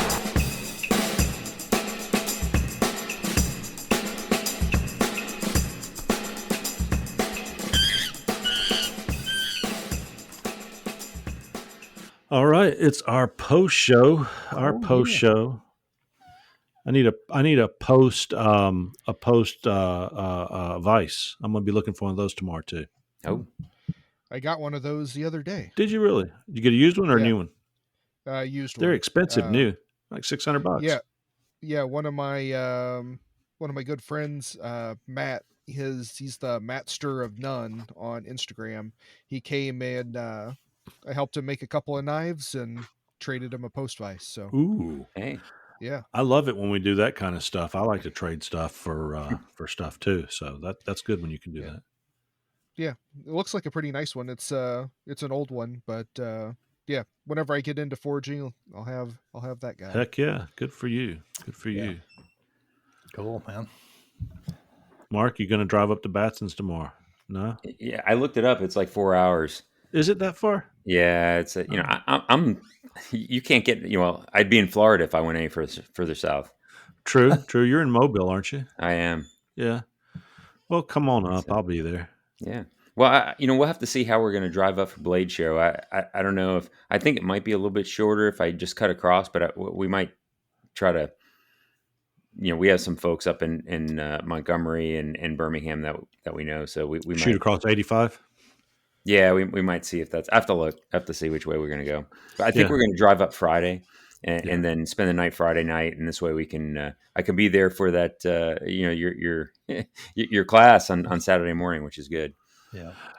It's been a good time. It's been one of the ones that's actually sold out the last 2 years I've done it. That's good.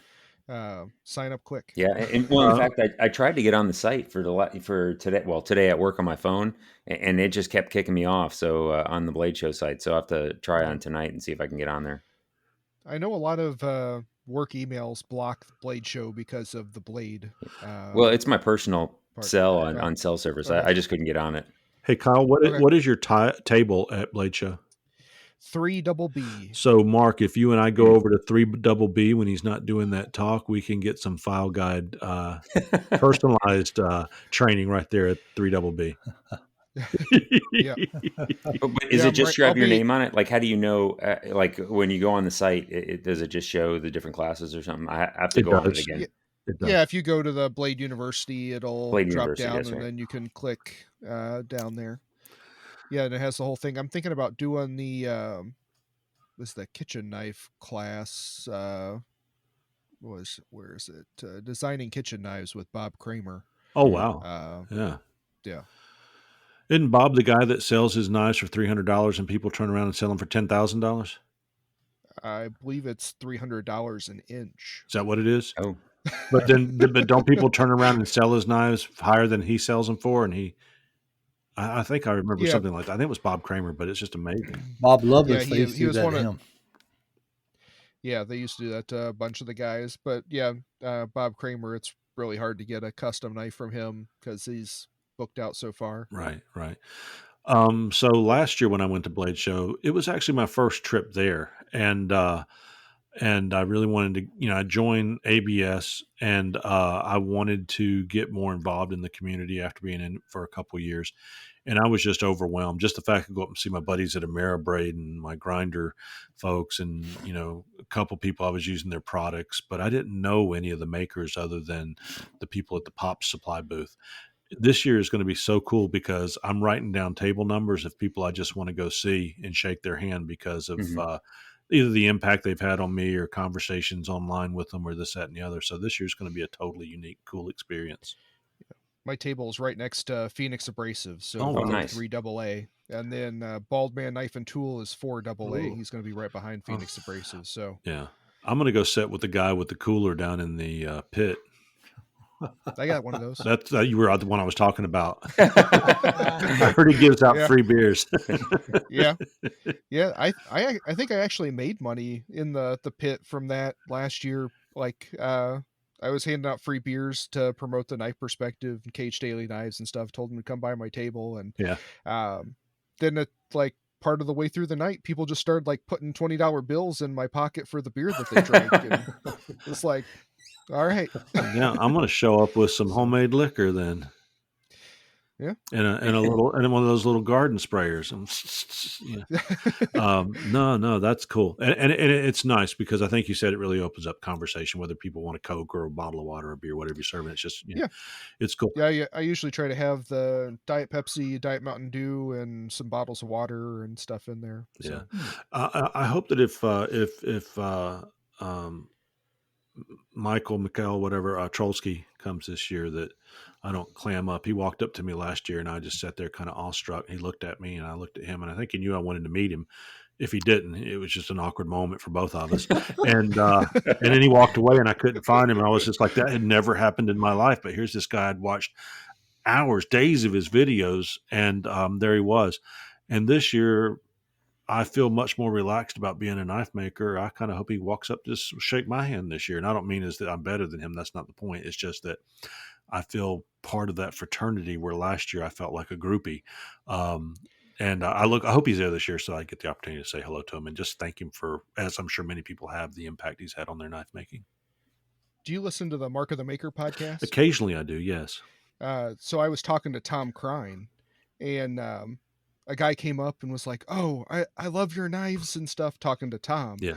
And he's like, "I love this one and this one." And he's like going on. And Tom's kind of looking at him, and I'm kind of looking at Tom, and he goes, "You think I'm Michael Birch, don't you?" And the guy just like looked at him and then turned around and like darted off. Because Michael and Tom kind of look a little bit alike, but like not that alike. But it was pretty funny. You think I'm Michael Birch? I forgot one of the top 10 tools. Can we throw in another honorable mention? Sure. Go ahead. What's that? A microscope. Okay. I just bought my first Optivisor. Got it in the mail from McMaster-Carr today. Yeah. All right.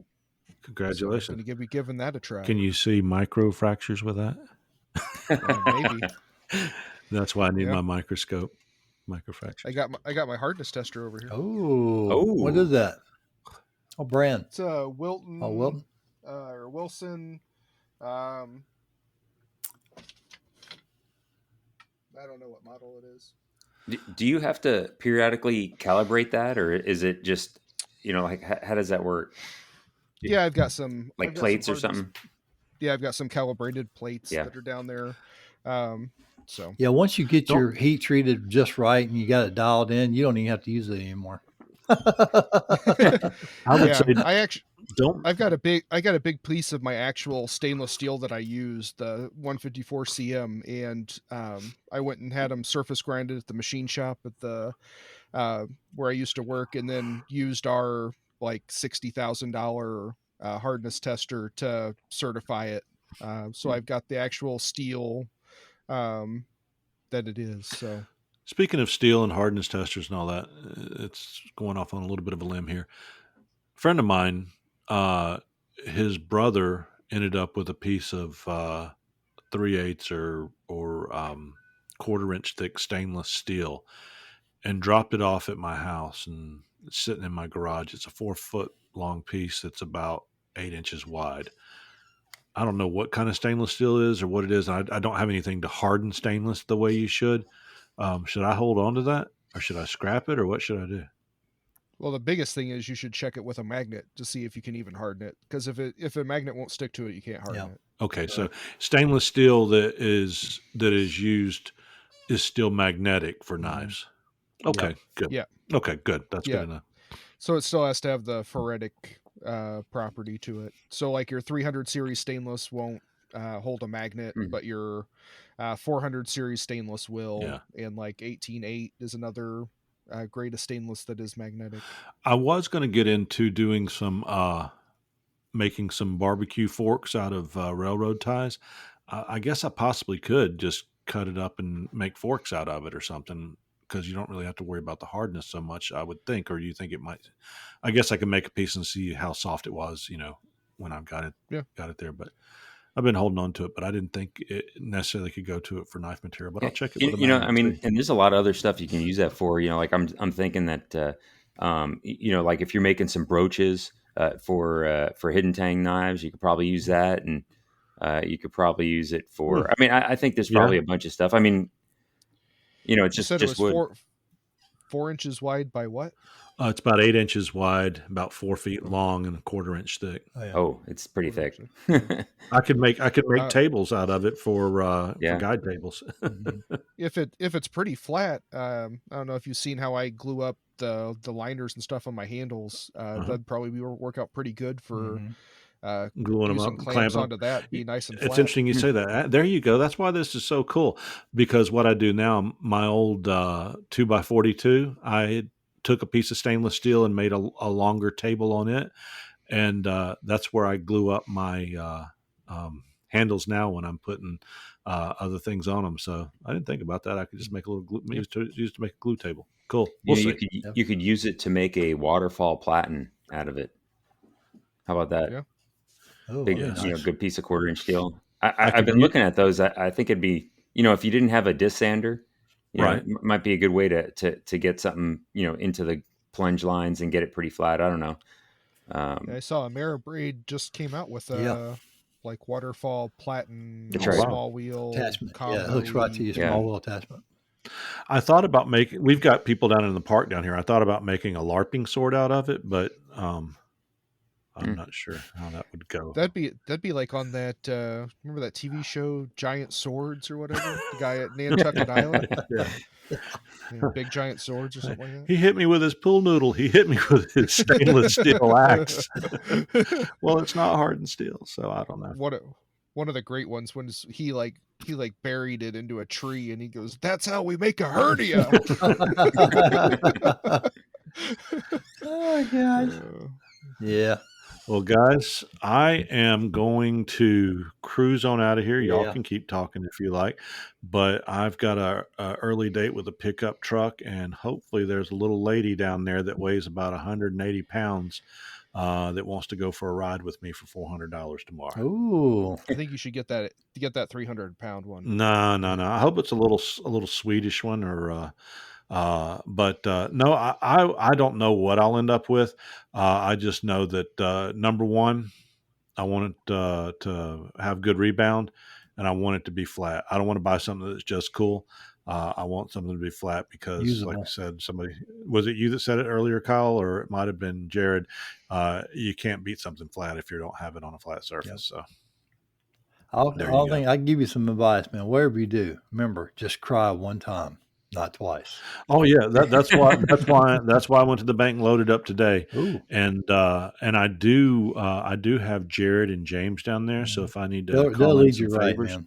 They won't let you yeah. run out of Well, crap. they've actually been sending me photos today, but I do have to pull Josh's trailer back to town. And I told him, I said, if I need an extra $100 here or there, I haven't given you a price for pulling that trailer. You better do it. You'll find your trailer somewhere out in the middle of Alabama and have to go pick it up and find it at that. So he's good as gold. I've never met a knife maker that wasn't good as gold. Have y'all ever met one that's not good as gold? No, Not yet. not yet. Brought to you by Porkhouse Productions. Oinky oinky oinky. Looking for a brand new or used firearm in or around Hartselle, Alabama? Head on down to Byford's Gun Shop and explore their latest offers and deals. On top of a great selection of high quality and affordable firearms to fit your needs, their staff will have you driving away with a smile. Byford's is a third generation business that has been serving customers since 1971. Started by Joe and his father Ernest, the business continues to prosper well into the 21st century with Jeff Byford's knowledge and leadership. With brands like Benelli, Glock, Sig Sauer, and many others, you won't go wrong. Also check out their large selection of AR-15s and hunting rifles in many calibers.